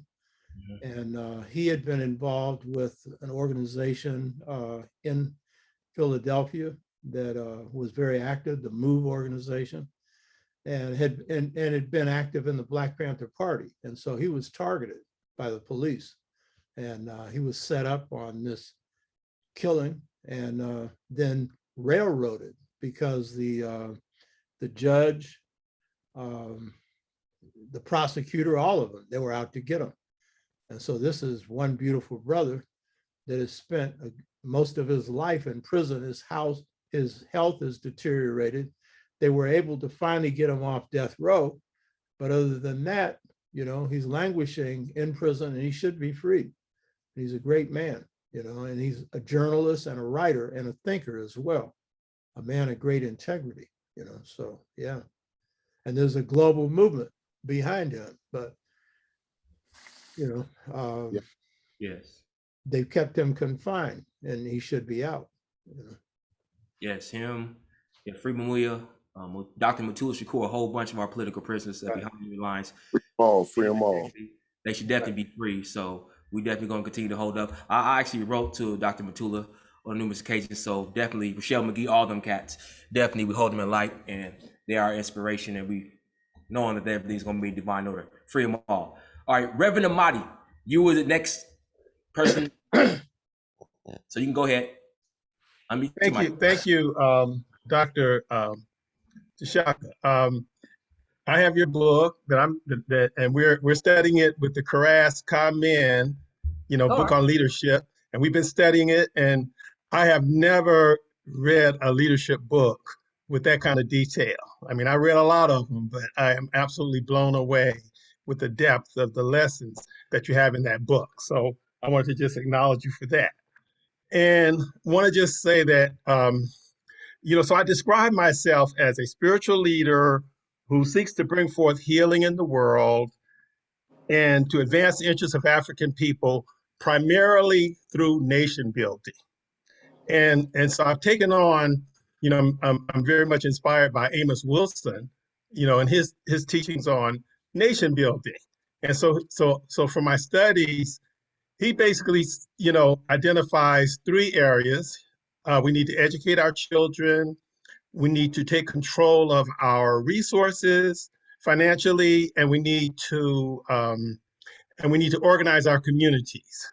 And so, in order to maximize our opportunities and mitigate our threats. And then I've added to the other element of we need to create resources and programs to, to help bring emotional healing, to our community members. So what I wanted to ask you is, what are your thoughts or advice on organizing for nation building that is setting up an African American network, that can actually evolve into a state?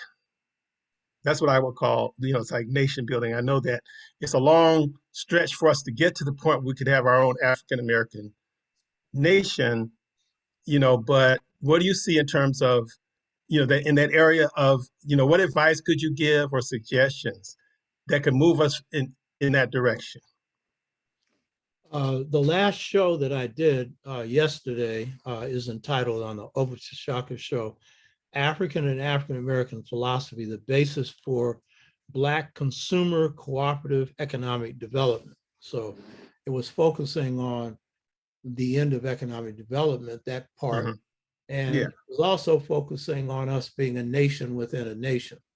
Yeah. So I think that I'll listen to that. Thank you. Yeah. Okay. And I think that a lot of our people, while we are a nation within a nation, we're not conscious of it. We don't see ourselves as a nation, but we act like one. That is, when it comes to certain issues, we're in accord. And, we have certain things that we have a common thought pattern on when it comes to opposing the oppression of our people, racism, and a host of other things. In fact, that's the glue that binds us together. So I think on the one hand, we need to see ourselves as a nation within a nation and approach building that way, whereas we're looking at a whole people as opposed to piecemeal approaches. So I think that that's important, but people have to be conscious that they're a nation within a nation. What I think is that one, within that, it's our culture that makes us a nation within a nation. And it's the commonalities we have in our culture. And so I think that one of the things is, and I stress this a lot on this show, is that we need to pay more attention to our culture. We need to study it more, examine it. We as a people have never evaluated our culture. As a people, we never have. We came out of enslavement and we had a lot of pain, and a lot of that was silence. That was what we covered when we dealt with some of the trauma and stuff. And that's what most oppressed people do. They don't want to talk about the trauma they've gone through. But in the course of that, some of us want to throw the baby out with the bathwater. So some of us, for example, we give birth to an art form in slavery. Some of us came out. And so some of us were ashamed of this art form, the spirituals, And Dizzy Gillespie, for a long time, wouldn't play the blues because because the spirituals are the blues. And he associated with slavery, which it was, but we were most African then. But then he started listening to Charlie Parker because they were innovating together. And that was nothing but. church blues, minor blues. That's Coltrane, the same thing. So then he started to change his position on that. So, and we have Black folks who will say they like the blues, but they, they like gospel, but they don't like the blues. And it's the same thing. Just the emphasis, one's God, one's a woman, and the man, you know what I mean? But it's the same thing, you know what I mean? So how you like one, you don't like the other one. And then the art form is the highest plateau of the culture, especially jazz, but any of this, but the beauty is in the spiritual blues. And if you get too far away from the spiritual blues, you're getting away from the philosophy of our people. I did a thing on this, on saving the planet with the spiritual blues philosophy and Ma'at. Did you watch that one? I haven't, but I sure will. Yeah, because a lot of piecemeal methods are being used to save the planet, like, and these are necessary, reducing carbon and, eliminating coal and a bunch of other things. That's the white boys' approach, a little pragmatic this and a little pragmatic that. But if your philosophy doesn't shift, you're going to end up doing the same shit. Excuse my language.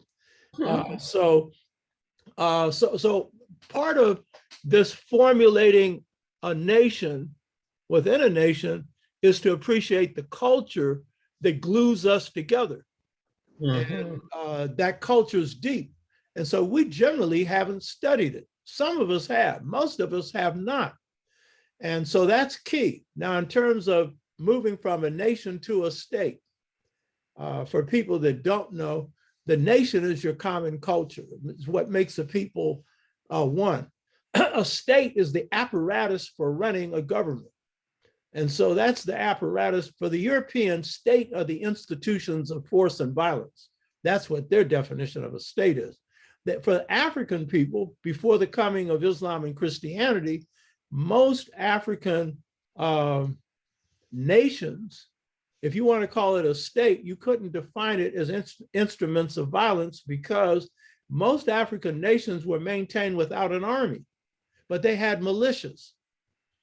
And the reason was, first of all, they were living in fairly peaceful times, but also generally the militarized state is not only one set up for war against others, it's basically an instrument for controlling their own people, because in the Western system, the state is about controlling the people for the benefit of those who control most of the wealth. And that's really what the state is about. The intelligence agencies, the police, the National Guard, the military. It is more about maintaining internal order. Yeah, they go out and have some wars, but basically that's what it's about. But in African societies where you had communalism, land, air, and water was shared, there wasn't any great disparities in wealth.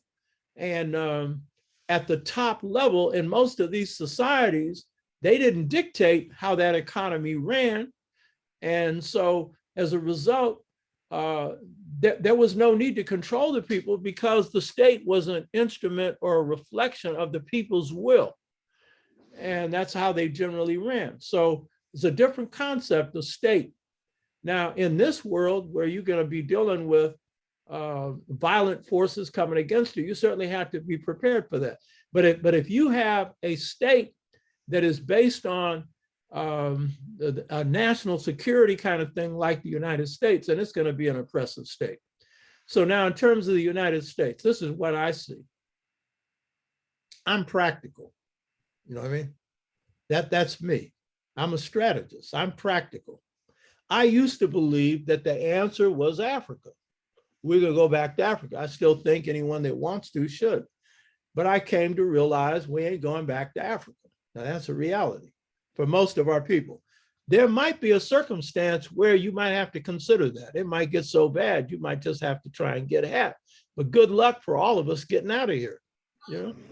So the reality is, I came to a realization. I used to be a strict Garveyite. I'm now a neo-Garveyite. I draw some stuff from Garvey and whatnot, but basically, I've come to realize that what we need to do is Africanize this reality we're in.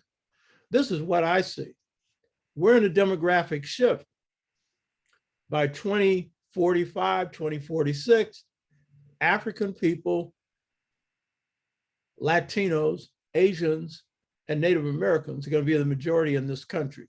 And already certain states have shifted that way, namely California, the biggest state in the United States, you know. Numerical shifts will not determine ultimate power, but it is the basis for it. And without the numerical shift to constantly bring in white people into this country, they would not have had the power to do what they did. You know what I mean? Along with technology, it was both gunpowder, you know, but it was the numerical numbers that made the difference. And that's also why our slave revolts didn't have the potential that they had in the Caribbean and could reach its full potential in Haiti, the only place in the world where Africans overthrew slavery, because it was the balance of forces there.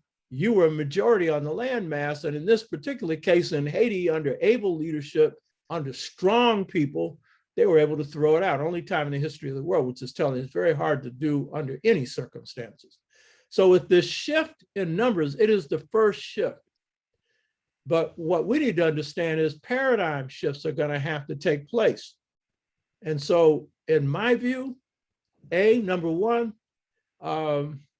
we have to be preparing for this paradigm shift, and we need to be putting in place for the salvation of our communities and families, models that come out of our culture that are the basis for holistic organizing. Family models, economic models, political models, spiritual models. And a lot of this is ingrained in our culture, but a lot of it has to be strengthened. And those need to be operational on a day-to-day basis. So for example, the thing I did with ASCAT yesterday that you were on, the twin lineal family model, I think is really fundamental to any kind of restructuring of any kind. That we need family model that fits our culture and that's just, and that is the basis for ridding us of abuse. Now, we're under a semi-colonial systemic racist system. So I don't care what kind of family model we have, we're going to be facing some repression. So I'm not under any illusion that if we start to do better with our family models and stuff, so oppression is going to be lifted. No, but it will give us a more holistic, balanced situation for our families. So we need models that are on the ground that work. So that's one. We need to shift our teaching models. It's good to have African-centered information, but here's the contradiction. The contradiction is African-centered knowledge, European method for teaching. And so what does that mean? You end up in the same place with African knowledge as with European knowledge if the method for teaching is the same. Because even though you have the knowledge, you are doing it the same way as the Wazungu, or in Swahili, the whites. And so what is the Western way? To know something is to repeat it. Or as Paulo Freire said, it's a banking system of information. And then they call that critical thinking. No, it's not. To know something is to be it. That's the African way. So what's the method for that? I got it, baby. This book that I'm finished, I've been practicing this for a long time. I don't put anything out until it's a practice. And by the way, most of our scholars can't do this because they have been so captured by this system, even though they're African-centered. I mean, if you're taking 10 years to get a PhD, it's very hard to see beyond how you break that. You know what I mean? And I say the battleground is the best place to break that, you know? But the key point is we need to shift not only the African-centered information that we're getting, which is very good, culturally grounded, both African and African-American and global, but we need to shift the methodology, which is the method for teaching, which is a transformational method, which is a method that also helps save the planet. We need to shift the science. I'm not against science. Science is now God in the world, and Western science is really what's controlling it. Dr. Jacob Carruthers called Western science mad science. He didn't mean the science was mad, he meant the philosophy was mad, you know? And I would call it a mad psychopathic science. And so what I say is what we need to do, and this book that I'm finishing deals with it, my show, I did one on this, is we need a spirit science that takes the place of a despiritualized science. I'm a revolutionary, by the way. And so I think systems, I think outside the system. I spend more time on the future, but through drawing from the past, and I enjoy every minute of the moment. I got a lovely wife. I love her and enjoy her. You know what I mean? She's a pleasure to behold. So I believe in a fight. My greatest joy is in a battle. I'm like a cat, man. I mean, that's me. You know what I mean? But I'm not looking for a fight. But when I'm in one, oh, oh, I'm not looking for one. At my age now, 82, you know? So now I'm trying to train people in this. But if I got one that I can help, and I just got finished 2 years ago training some young people in some stuff. I can't say what it was, because with certain strategies, you don't give out your stuff, but they clean clocks. I trained them and I didn't take no credit. And the people that got whipped, they don't even know how they got whipped. That's part of strategy. You know what I mean? So we need systems that replace the systems that are oppressing us that you can apply now. Under Marxism, you need to overthrow the system before you can do anything. You know what I mean? We need to transform the person, which is the miniature universe of the larger universe. And if that person is transformed, that's the beginning of transforming society. Now, in terms of your question of the state, I'm gonna give you my frank, straight up answer here, and people ain't gonna like it. I'm a strategist, okay? Most of us ain't going back to Africa, but there might be a panic button where you might have to. But by the way, there's strategies to prevent extermination, because that is the real thing that you have to worry about. I'm not going into what those are on no Zoom, but I'm saying there are strategies. But in terms of the state, the idea of separate states, here's the problem with that one. That has never been the popular position of Blacks in this country, by the way. And by the way, Blacks are nationalistic and a nation within a nation, but they're not nation state people. Why? Because they're practical. See, the average Black person has got real good common sense. And so they know, for example, I'm gonna give you an example. I like RNA, Republic of New Africa. So when Mario Obadeli and then went down Mississippi, they talk about free the land. You know, I said, Now, what do you think the average Black person thought he meant? Oh, get some real estate. But they meant free up Mississippi, okay? And they called it a limited objective. And Amari got put in jail for a number of years. And by the way, I respect the brother, I'm a good brother. But that ain't no limited objective. One state is not a limited objective. Do you know why? A civil war was fought over white people, getting them just a few states. And millions of people died over the issue of the Union being one. Now, it may be a point where it fragments. So maybe you got an opportunity. You can see some fragmentation right now. So maybe that's an opportunity. But what I would say is, given the current conditions, the likelihood of you getting one state is no greater than you getting the whole thing, because it is going to be the same threat. And so the same forces are going to come after you. And so and by the way, the Comintern under Stalin, that was the position they pushed to counter Garveyism. Now, there were some Blacks who also pushed that, but by and large, that has not been the Black position, the state thing. That's why most Blacks are nationalists, but it's a people nationalism as opposed to a state nationalism, because they aren't in a position where they actually have their own land like they do in the Caribbean. I'm giving you ground up practical analysis here.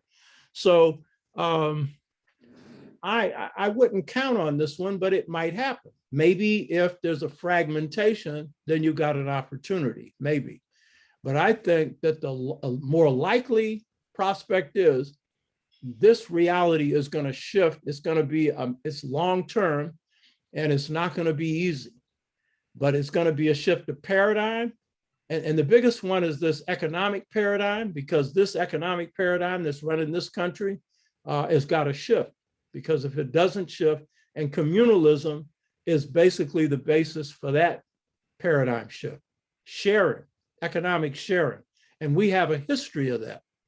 And Du Bois counted on the Black middle class drawing from that. And then he became disillusioned when he saw that they had no interest in that. So that's your model. And it's the communal ethos that kept us surviving in this country, sharing, looking after each other, which is dwindling as we get more individualized and more materialistic. So that's a paradigm for economic shifts. So what I see is the African in America is strategically located in this country. When we move, everybody else moves. That our culture is the driving culture in this country, and it is the popular culture of this country and the world. And so the more conscious we are of it, it's the greatest weapon we have for change and transformation. And as an organizer, I can say this: alliances and coalitions are the reality of organizing, but you have to be solid and have your base. This book I'm reading on Toussaint Louverture is called Black Spartacus. It's an extremely good book. It came out last year, and it's wielding together two views of Toussaint Louverture. One is the view of C.O.R.E. James. The other one is the view of Jacob Carruthers, his book on the irritated genie. Have you all read that one? You read The Irritated Genie? I've heard of it. But I Yeah, haven't read it. it's Heard of it too. equal. Yeah, anybody read it? It's equal to C.O.R.E. James's book, Black Jacobins. What Jacob Carruthers does is bring in this analysis of the Maroon tradition, where you run away from the plantation, go to the mountains. And so he was showing that the main inspiration for the Haitian Revolution was the Maroon tradition, whereas C.O.R.E. James was arguing that the revolution in Haiti and his major focal point was Toussaint Louverture. Jacob Carruthers was Dessalines, but he's making the point, C.O.R.E. James, that the reason that those revolutionaries did what they did is they were inspired by the French Revolution. So Black Jacobins, the Jacobins in France. But what this book does is show you that both influences were there, and Toussaint was influenced, in fact, by both, and Dessalines clearly by the Maroon tradition. Well, thank you so much. Hold on. So the point is that in the Haitian Revolution, one of the reasons why Toussaint was so effective, he was able to pull off alliances and coalitions. And he had every kind of group up in his military. It was heavily African, even though he had his assimilationist thing in that,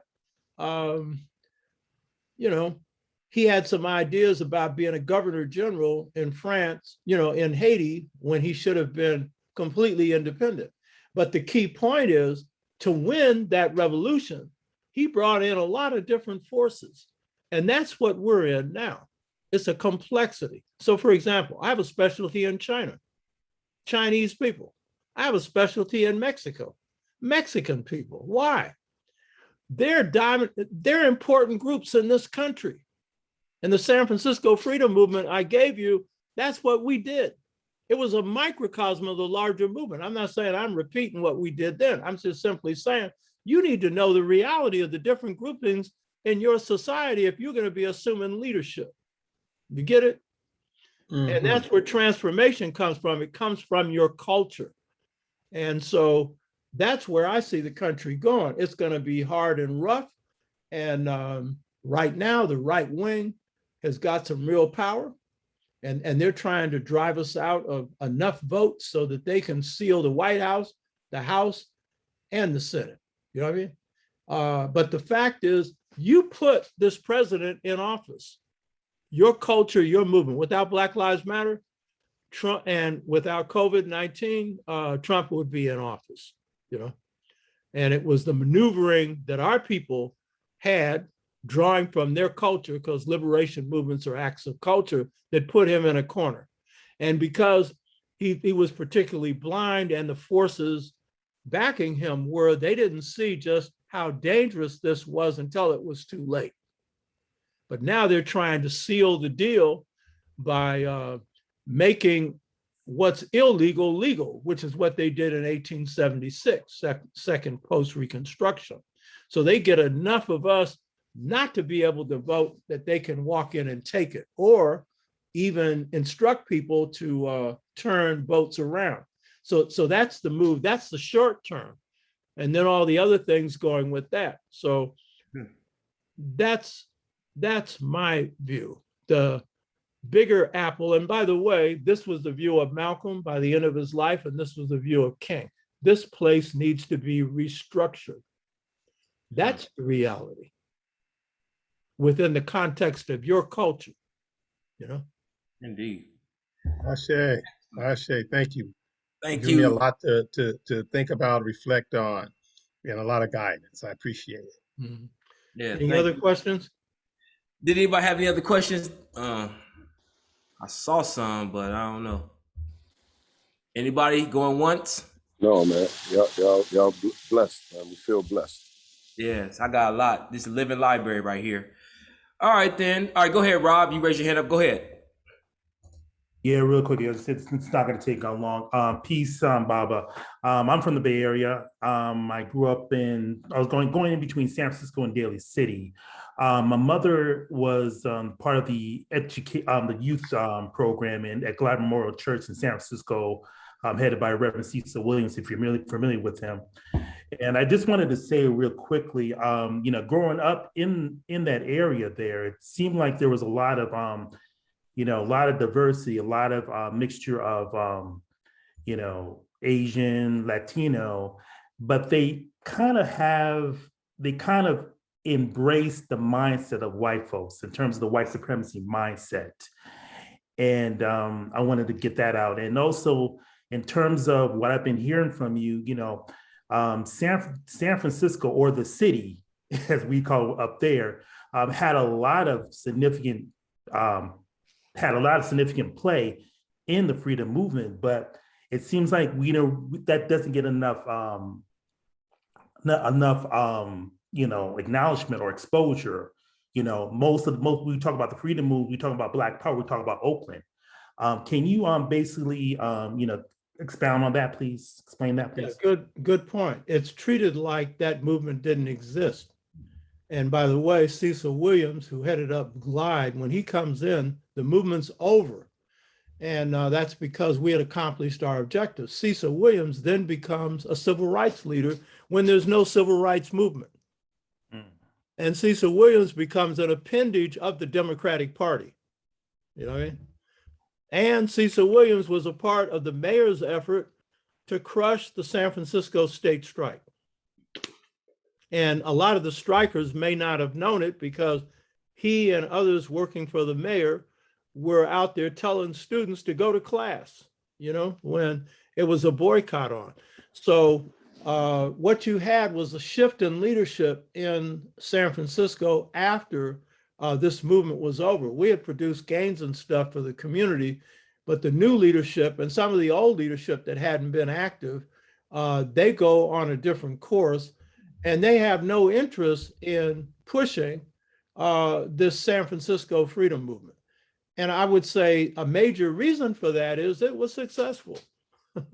And another major reason for that is that it's embarrassing for some people who are around who didn't play a role in it. Mm-hmm. And then others, like Cecil Williams, he came in after it was over, but he knew about it and acted like it never happened. So that was the view of a part of the leadership, a significant part of the Black leadership group, some of whom we had support from in the movement, but it was reluctant support. Some of whom we had support from, but then like the Black church, we were able to use them at one point. And then at another point, they were bought off by the power structure. And I'm talking about the ministerial union, not all the ministers, but the leadership within that group. So so it has not been in the interest of the power structure to push this. The established Black leadership they have felt threatened by it. For example, I mentioned Dr. Nathaniel Burbridge, and he's a great leader, one of the 4 best in the NAACP. This brother on the other side of Toussaint Louverture, one of the 4 greatest in the NAACP. That chapter has never acknowledged him. You know what I mean? And he made great contributions. We put him in charge of the United Front, you know, because we knew that he commanded respect in the community. He's 20 years older than us, 2 PhDs, and wouldn't compromise. And his national office came down on his head. And then later, 20 years later, I'm watching KQED,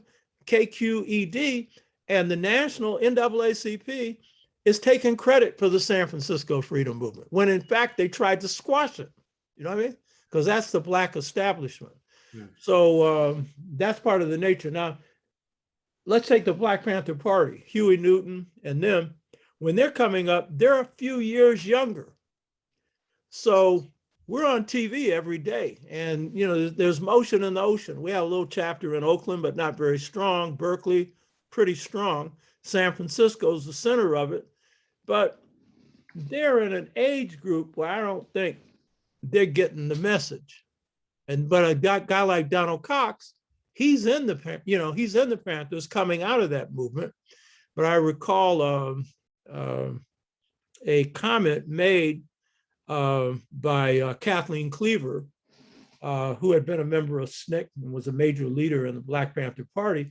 And when she was referring to Donald Cox, she said, I think this was after he died, she said, well, I know that he was a part of something, you know, I don't know, Donald may not have shared his experience with them.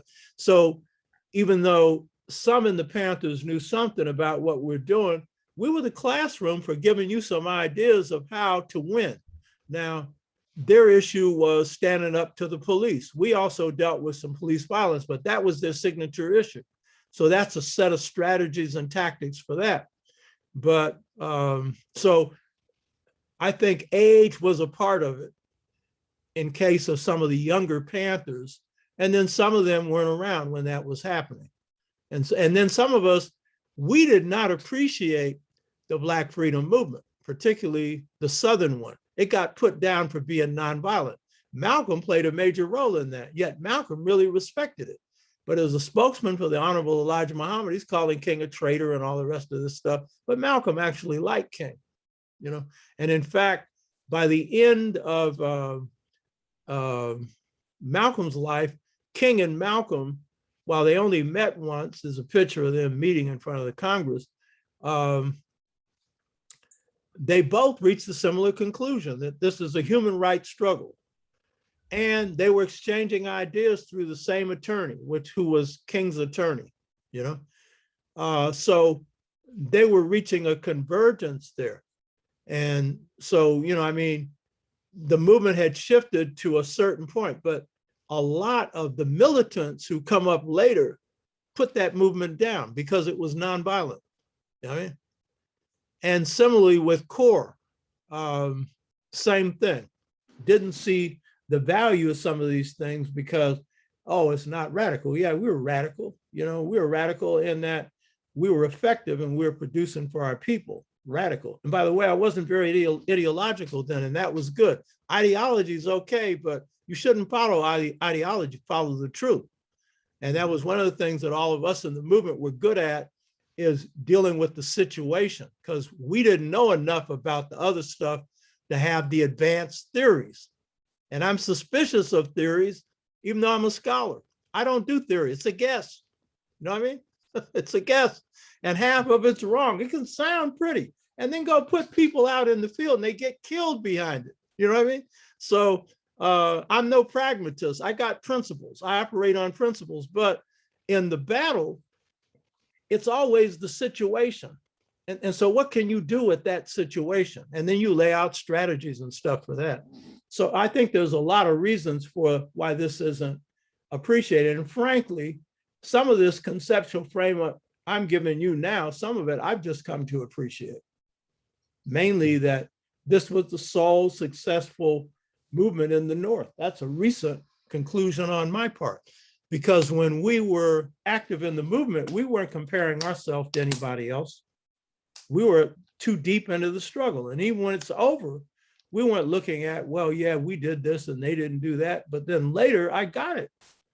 And so that took time to conceptualize. But we knew what we had accomplished, but we didn't know all the overall significance of it. Right. So we were kind of caught up because, you know, when you're in the forest, you see the trees, you don't get back to see the perspective. And so the further back you are, the better perspective you can get, you know. Great analogy. Great analogy. Thank you Thank you, Baba. Appreciate it. Thank you for your question, Rob. We got a sister that wants to get in this conversation, Baba. Queen Sister June Love, the Zoom is yours. Greetings, Dr. Oba Tashaka. I wanted to say thank you so much for what you've done for our community.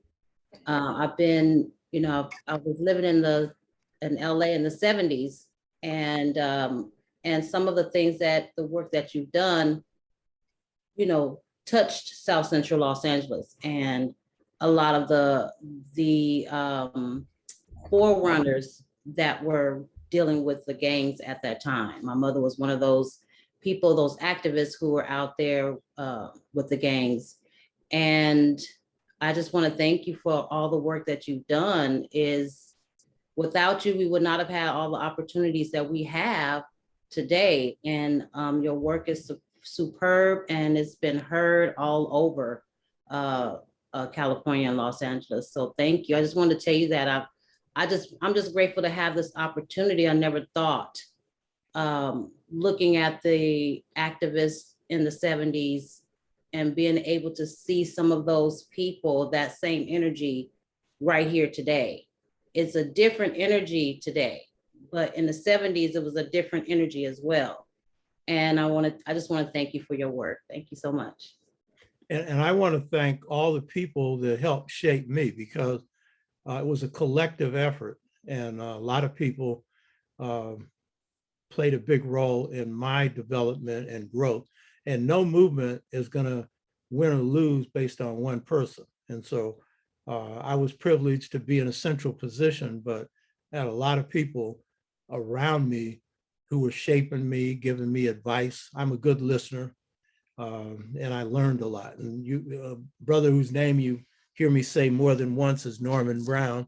He's the brother that woke me up, and didn't know he woke me up until 20 years later. Because you're waking somebody up, you don't know what you're doing. And 20 years later, I said, hey, Norman, remember that chicken we had at Virginia's restaurant? Well, guess what? You're a little guy, you know, 2 years older than me.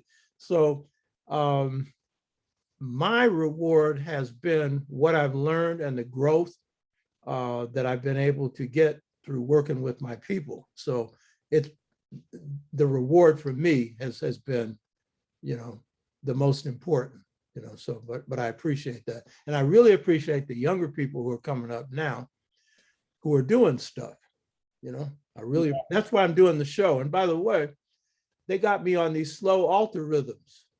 I mean, that's what they do with consciousness. Now, if you got some negative stuff you're putting out there, you get the buzz, it's getting pushed, you know what I mean? So whatever you can do to get people to watch the show will be helpful. I'm in it for the long haul. I put my own money into this thing. I don't want to go the route of getting sponsors and stuff. So I'm going to hang in there, and I'm getting help. We're setting up a channel on Twitter, a channel on Instagram, and we're thinking about what we've got set up. It's not going yet, a short channel on YouTube in addition to the long stuff, brief stuff. So I got some younger people who are helping me out who are good with the technology, which I'm not. Whatever help y'all can give, because you trick algorithms. This is how you beat the algorithms. You get more and more people who are interested. And then the algorithms are programmed for that. I'm a strategist. I'm not going to take on Facebook or YouTube directly. It's a waste of time. They own those things. I fight where I can win. but the way to fight is technologically. So I'm getting people who've got the technology skills and who can help me out.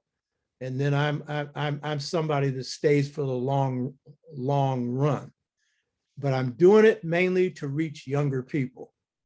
The younger, the better, as well as the older, but especially the younger. And the demographic that we've hit based on a year, we've been on a year now, going on 2 months, but for a year is 13 to 40. 67% of our viewers are from 13 to 40. And we've got a broad viewing audience. And this is another thing that I know they don't like. In Africa, we've got Ghana, we've got Nigeria, South Africa. The South Africans listen for a long time. Some real dedicated people from South Africa. Kenya, Cape d'Ivoire, which is French speaking, and that we picked them up when we did the Obenga interview, and a host of other Africans. We're picking up Vietnam. We got a huge listening audience in India. When I say huge, based on my listening thing, we ain't nowhere near as huge as we want to be. We've got a real strong listening audience in Jamaica. And when I mentioned that my wife is Barbadian, we picked up some viewers in Barbados. Ain't that funny? And a bunch of others. And then in France, in Britain, and a very serious group of viewers in Britain and the Netherlands. And there are a lot of Blacks in the Netherlands. I spoke there once, but so it's broad, with the strongest base coming from the United States. And that's what I hope for. So the main thing is, we're reaching youth, and that's key.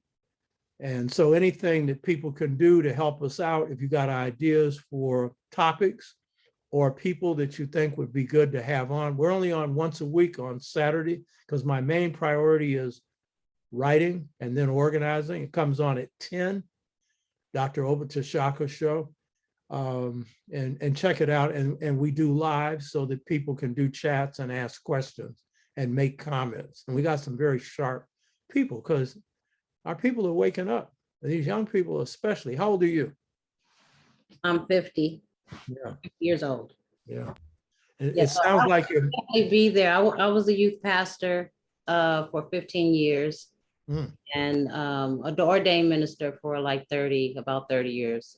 But I'm now, have my own students. I'm a Reiki master, and I'm doing a lot of things for the community. I've done so much, and I'm just ready to do more. And I'm definitely looking at our young people. And I was going to ask you that too. So I'm very much interested in working with the young people. So I will definitely be chiming in on Saturdays.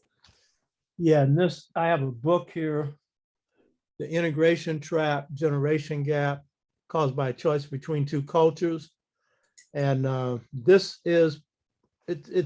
covers a lot, but it especially deals with the state of our Black communities, particularly since '68, and what's thrown things off and what we can do to bring them together. And then it focuses on ancient African history, looking at the C.O.R.E, and then looking at how they gave birth to African societies and to global civilization. And then it looks at how they gave birth to Kemet, because my specialty in Kemet is ancient Kemet, not dynastic. I've studied dynastic, but I cover what others don't generally cover. So I'm looking at the 10,000 BC up, and I have a series that's on the show that I covered on that, but it's an introductory stuff. And then I look at the influence of African civilization on the world, Asia and America. But the main focus of this book is on African-American culture, what I call New African culture. It's almost a 100-page chapter on that, how the culture was formed and what are the elements of the culture, because that's what I spend more time on. I'm Africa, but Africans in America, and we usually neglect our own people. So check that out. But I think that the point on the first chapter is really providing, I think, an accurate perspective on the nature of the problem that the youth face and what what is the consequences of that? And generally, we know certain things like drugs that have hit us and families and issues that we have. We know that. But we just don't usually know the cumulative effect of the forces that have hit our community on shifts that have occurred. And so when I say a choice between two cultures, that comes from God.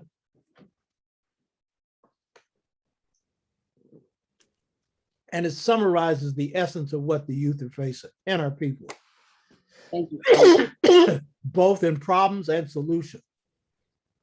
Check that out. And you can get that through Gumroad. I think I got that book. That's the book that's coming to me, right, Baba? Yeah. In fact, we mailed some books out a couple of days ago. If you ordered recently, it'll go out probably Monday. Yeah. All right, cool. Yeah. Thank you. Thank you, Baba. If you got time for one more, it's a question in the chat room. It's very intriguing. Yeah, okay. Go ahead. All right. Reverend Amadi, you want to go in and read it? It's your question. Yes. Yes, you've been more than gracious with your time. If you have time, can you speak about the role of the organization in the Black Power movement? It seems that the historical focus is mainly on the Black Panthers. Do you see a possibility for reconciliation between these two groups? And, if you can on Zoom, do you see an eventual vindication or, if necessary, forgiveness for Dr. Maulana Karenga? You may not want to speak on a platform like this, but if you can. So you're talking about a reconciliation between Cultural National and the Black Panther Party. Is that what you're referring to? Well, I'm saying that, it seems like there's been so much acrimony between the Black Panthers and the US organization. So that's one thing. Also, like, what do you see the role of the US organization in the Black Power movement? Because, it seems to me that it doesn't really come up, in terms of people don't really talk about it that much. And finally, do you see, Dr. Maulana Karenga has done so much, and I know myself, I wouldn't want to be judged on things I did 50 years ago. So do you see a vindication for him? First of all, we know that the differences between these two groups got played on by the FBI. Mm-hmm. And they helped manipulate some stuff, but they could do it because of the egos involved. And so Karenga's ego and the ego of certain people in the Black Panther Party. Now, Bunchy Carter was trying to mediate that, and he was killed. And while it was us people that did it, that was manipulated. That was state manipulation involved in that, as far as Karenga is concerned, I know Karenga. He's called me the hardliner in the movement. He said, I like to imitate people's voice, so I'm going to do this. Maulana was on KDIA radio probably 30 years ago, and he said, Albert Shashaka, he's a hardliner. He keeps us in check. Sounds just like him. Yeah. Now, that was half a compliment because hardliner is going too far, brother. But it was half a compliment. You keep us in check, right?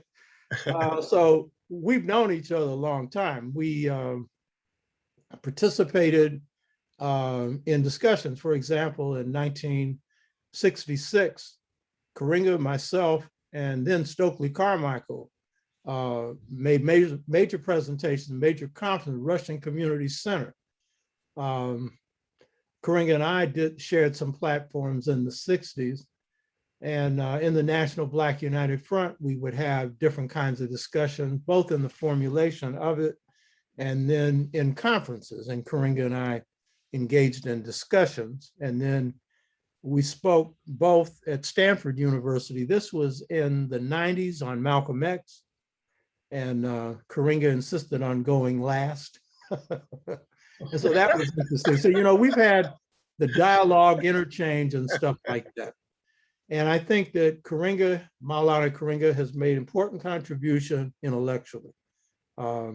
He's productive. He's put out a lot of stuff. His book on Ma'at, Odu Ifa, the stuff on Nguzo Saba, and his role in Kwanzaa, very significant. So, and in other ways, the guy's brilliant, and he's a linguist as well as a scholar in other areas, history and whatnot. His book, Introduction to Black Studies, is a good book.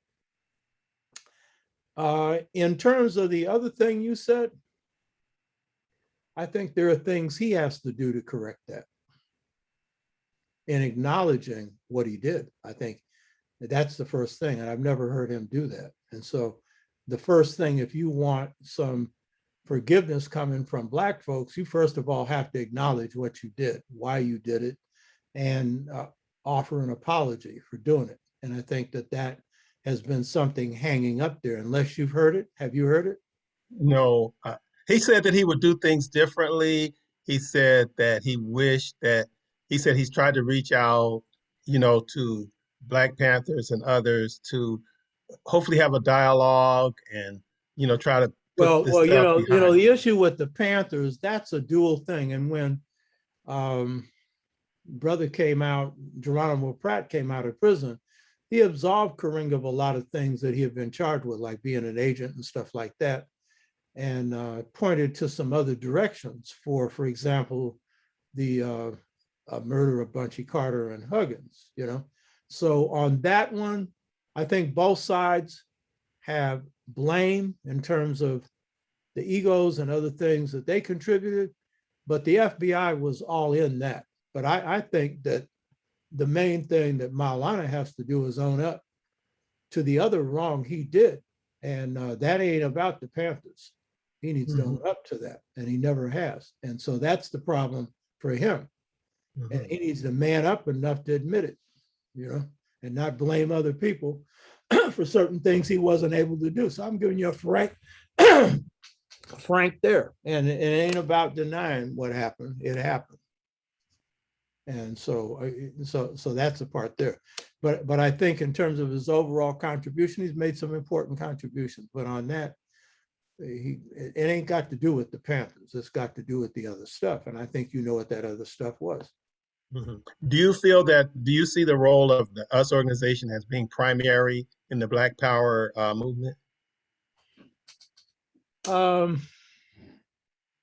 think that what US organization did through Maulana Karenga is introduce an analysis, which was Kawaii analysis to the movement at that point. And it was at a point where Malcolm had been assassinated and there was a vacuum. And so Karenga was a fast study. So his stuff was out there fairly well put together. And so it had a major influence. And I would say the major influence was on the Black arts movement, and particularly on Amiri Baraka. And Baraka becomes an adept of Maulana Karenga. And it also provides a formula or an organizational formation for him creating a certain kind of cadre organization. And though Karenga, Baraka is able to take this to another level, the Black Political Assembly, the Congress of African People, Black Political Assembly's got over 10,000 people for a while. He's able to use certain things from Karenga that gives him the discipline for that. Then the Committee for a Unified Newark that ends up getting first Black mayor elected, and now his son, who's doing a good job, is mayor. So Karenga had an influence on that, on Baraka. How good was that influence? That's a whole nother question. Because there's a question of Karenga's definition of Kawaii, and then there is the question of Black nationalism as it's developed. And so he was adding to that, but the question is, was it the addition that was best for Baraka? So that's a question. That's a question for people to debate and look at. There are people on both sides of that issue. but he definitely had an effect on Baraka for a particular period of time. And then Baraka went his own way, mainly moving into Marxism at that point, so, but yeah, he played a part in that. And then he was a part of the Black Power conferences, Karenga was. So he played a part in that. I think the problem with Black Power was, the good thing was, it was the expression of the shift of consciousness of the Black freedom movement, because basically that's where that thrust comes from, as well as the thoughts of Malcolm X. And so that concretizes in Black Power. Now, this is something most people don't know. I don't think Karenga knows this. I had a friend named Paolo. Paolo was from the Caribbean. He attended the Black Power Conference, I think it was in 1968, and got a Black Power Conference shifted to the Caribbean the following year. He knew Malcolm X. And so when Malcolm was in Africa in 64, he met Malcolm. Now, Malcolm already knew him because Paolo was training as a special kind of engineer in Southern California. And so Malcolm met him when he was a student.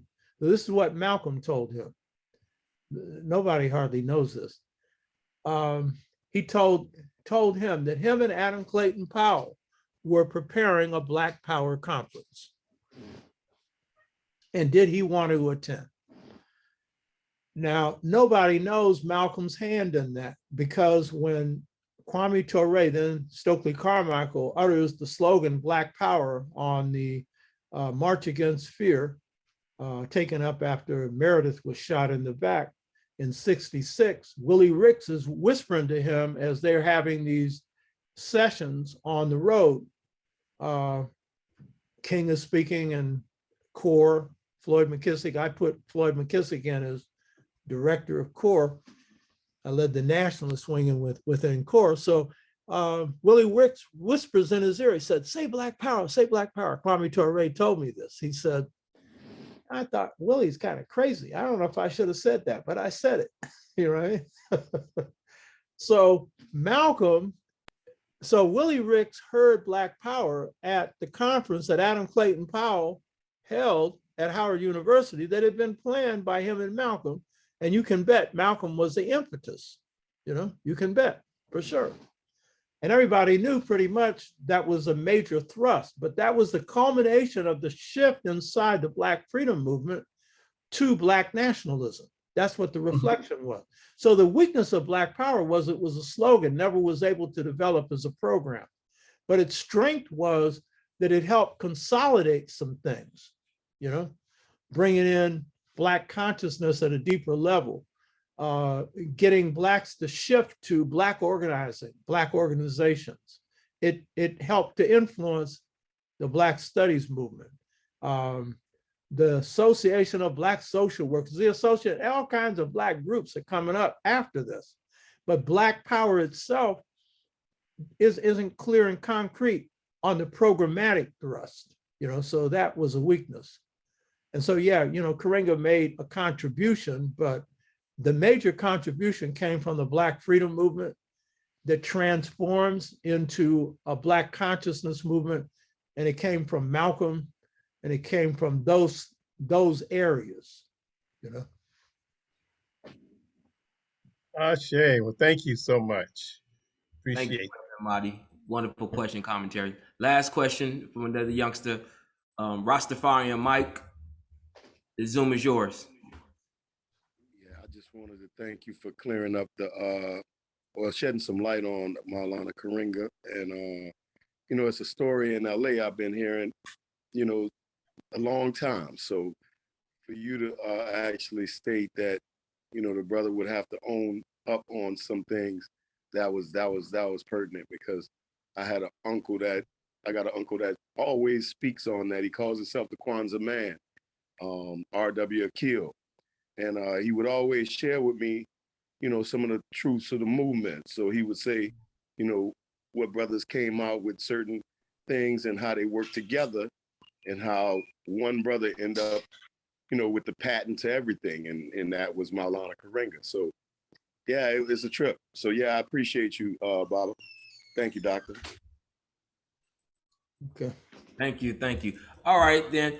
Well, Baba, over to Shaka. This has been a wonderful, wonderful, wonderful, wonderful interview. I'm happy and delighted that you was able to come and shed some light and give us some wonderful pearls of wisdom. I definitely appreciate everything that you do. And we definitely would like for you to come back. And like I said, I'll let people know about your show. I tune in periodically. No, I tune in very consistently, I should say. I subscribe to it every Saturday. When I get a chance, I tune into it. I get a lot of pearls of wisdom. So I thank you for being a part of my podcast, you know. And for those who are on, if you want, you can see your donations to contribute to this podcast, Grasshoppa Speaks, Building with the Master Teachers. Cash App, $ Pianky, Pianky, my Cash App, and I greatly appreciate that. And before we go, over to Shaka, once again, give your information on where they get your services, your products, and give once more time the day that you have the Over to Shaka show. Yeah, the Over to Shaka show is every Saturday at 10 in the morning, usually goes for 2.5 hours. And then we have chats, people come in and make comments. Every now and then I'll film it in advance if I'm using a cinematographer to get certain information in. I regard the show as chapters in a book. I'm doing this to reach the younger generation, and I put a lot of time in preparation for the show. And I have people I interview as well as my own presentations. And so Louis Armstrong and I are born on the same birthday, August the 4th. I did a series on astrology, which I know a lot of Blacks are brainwashed on, because the Catholic Church did a good job of teaching you this is bull. But did you know, as Herodotus said, the birth of astrology was in Egypt? As he said, for the time of and the date of a person's birth, you could determine the gifts in their life. And then he said also the time of their death. None of us know how to do that death thing. But some of my most conscious people didn't watch that show, but some did. I had my sister on. She's a master astrologer. I am one, you know? Yeah, I seen that. Yeah. And one was on history and the precessional cycles. It's nearly 26,000 years. That's the best system for analyzing Kemet, for example, precessional cycles. So one of the things about that show is you should go and look at the different shows and check them out. Like, for example, Babazak Kondo, who was the foremost authority on the assassination of Malcolm X. My book on Malcolm inspired him to write his. He went to FBI headquarters and got the files on Malcolm's assassination and then did his own research independent of that. And so we had a 3-hour discussion on that assassination. You'll find no better discussion of that anywhere. And even though Zach's all over the place, I know Malcolm, he knows Malcolm, so we had a discussion. It's bad. And by the way, you've seen this thing on Netflix that opened up an investigation on the assassination of Malcolm X recently and cleared 2 of the brothers who everyone has known was not guilty. Talmadge Hayer, who was guilty, made it clear that they were not involved in the assassination. So you saw the Netflix thing about a month ago, a guy named Muhammad, who's given all this stuff on the assassination. And then you see Babazak Kondo in a room and they ask him a few questions. Well, this guy Muhammad didn't know what he's talking about. I mean, what he did was tell you what you already knew. He was doing the trail on a guy named Bill Bradley, who used the sawed-off shotgun to kill Malcolm. Like, this is a great revelation. He got all his stuff from Zach Kondo, but this was put on by Skippy Peanut Butter Gates, who put this on, you know, who's a joke. And Zach didn't know that he was being used.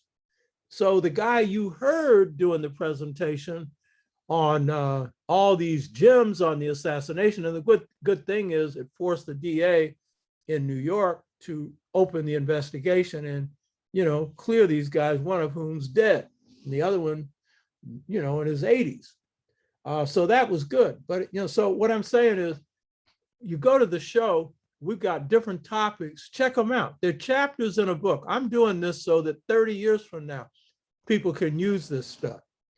And then I might put some of these in book form. So it's like Louis Armstrong, he said he regarded a solo as a chapter in a book. And that's the way I regard each show I'm doing. It's a chapter in a book. And some people say, well, it's long, like this show right here. So it's long, huh? Guess what? We have attention spans, even though some of us have been short-circuited. So so check that out. So the show itself, it's on at 10 on Saturday a.m. Dr. Obatashaka show. The address is http://bit.ly/drobashow. But if you just go to Dr. Obatashaka show, you should be able to get it, So not only watch the shows that are coming on, and if you can, get in the chat and you can make your contribution, but also go and check out previous shows. We got some real good shows and some interviews, some are presentations. Check them out. Indeed. Thank you very much. Well, this is my third episode, my third show, I should say, I had on Building with the Master Teachers. And even though it's supposed to go 2 hours, not one of them went 2 hours. They went over, which is good, meaning the attention span is strong and we got some good content, good material. So I thank you for being a part of this program, Obatashaka. I'll be giving you a call tomorrow for the follow-up and congratulate you for making this interview a major success. I will call you after 12. I know the protocol, I know the rules, and we're gonna make sure. That's after I write. Yes, I know the rules. I'm going to definitely let you do your work and everything. So, family, I thank you guys for being a part of this program. And as always, how I end with Grasshoppa Speaks, Building with the Master Teachers, I always like to leave some inspiration. And I like to use what Dr. Wade Nobles gave years ago called the Black Product. And I have added some ancestors and some principles. It's dealing with having two ancestors of African expression and of masculine and feminine expression, and it's a quality that's attached to them. And I feel we can use these qualities that was identified to these ancestors in our everyday walks of life. And why is that? Because we need the competence of a W.E.B. Du Bois and Mary McLeod Bethune, the confidence of Muhammad Ali and Wilma Rudolph, the consciousness of a Kwame Ture and Miss Ella Baker. We need the commitment of a Dr. Khalid Muhammad and the great Fannie Lou Hamer. We need the defiance of a Tupac Shakur and his mother, Queen Afeni Shakur. We need the discipline of a Malcolm X and his wife, Betty Shabazz. We need the duty of a David Walker and the Honorable Ida B. Wells Barnett. We need the devotion of a Ramesses II and Queen Nzinga. We also need the ability to contribute and gain wealth of an A.G. Gaston and Madam C.J. Walker. We need the leadership of a Marcus Garvey and Queen Nani of the Jamaican Maroons. We also need the intelligence of a Dr. Amos Wilson and Dr. Francis Quest Welson. We need the scholarship of a Dr. John Henry Clark and Dr. Drusilla Dungy Houston. We also need the integrity of a Paul Robeson, Zora Neale Hurston, the courage of a Nat Turner and Harriet Tubman. And finally, we need the good character of an Imhotep and Queen Hatshepsut. That's the product of the Black race given to us by Wade Nobles. I added some ancestors and some principles to it, and we can all apply these principles in our lives, and we can do it right now. Thank you for being a part of this program, and I'll see you when I see you. Shimotep, Haki, and big African love to all. We out. Right on, brother.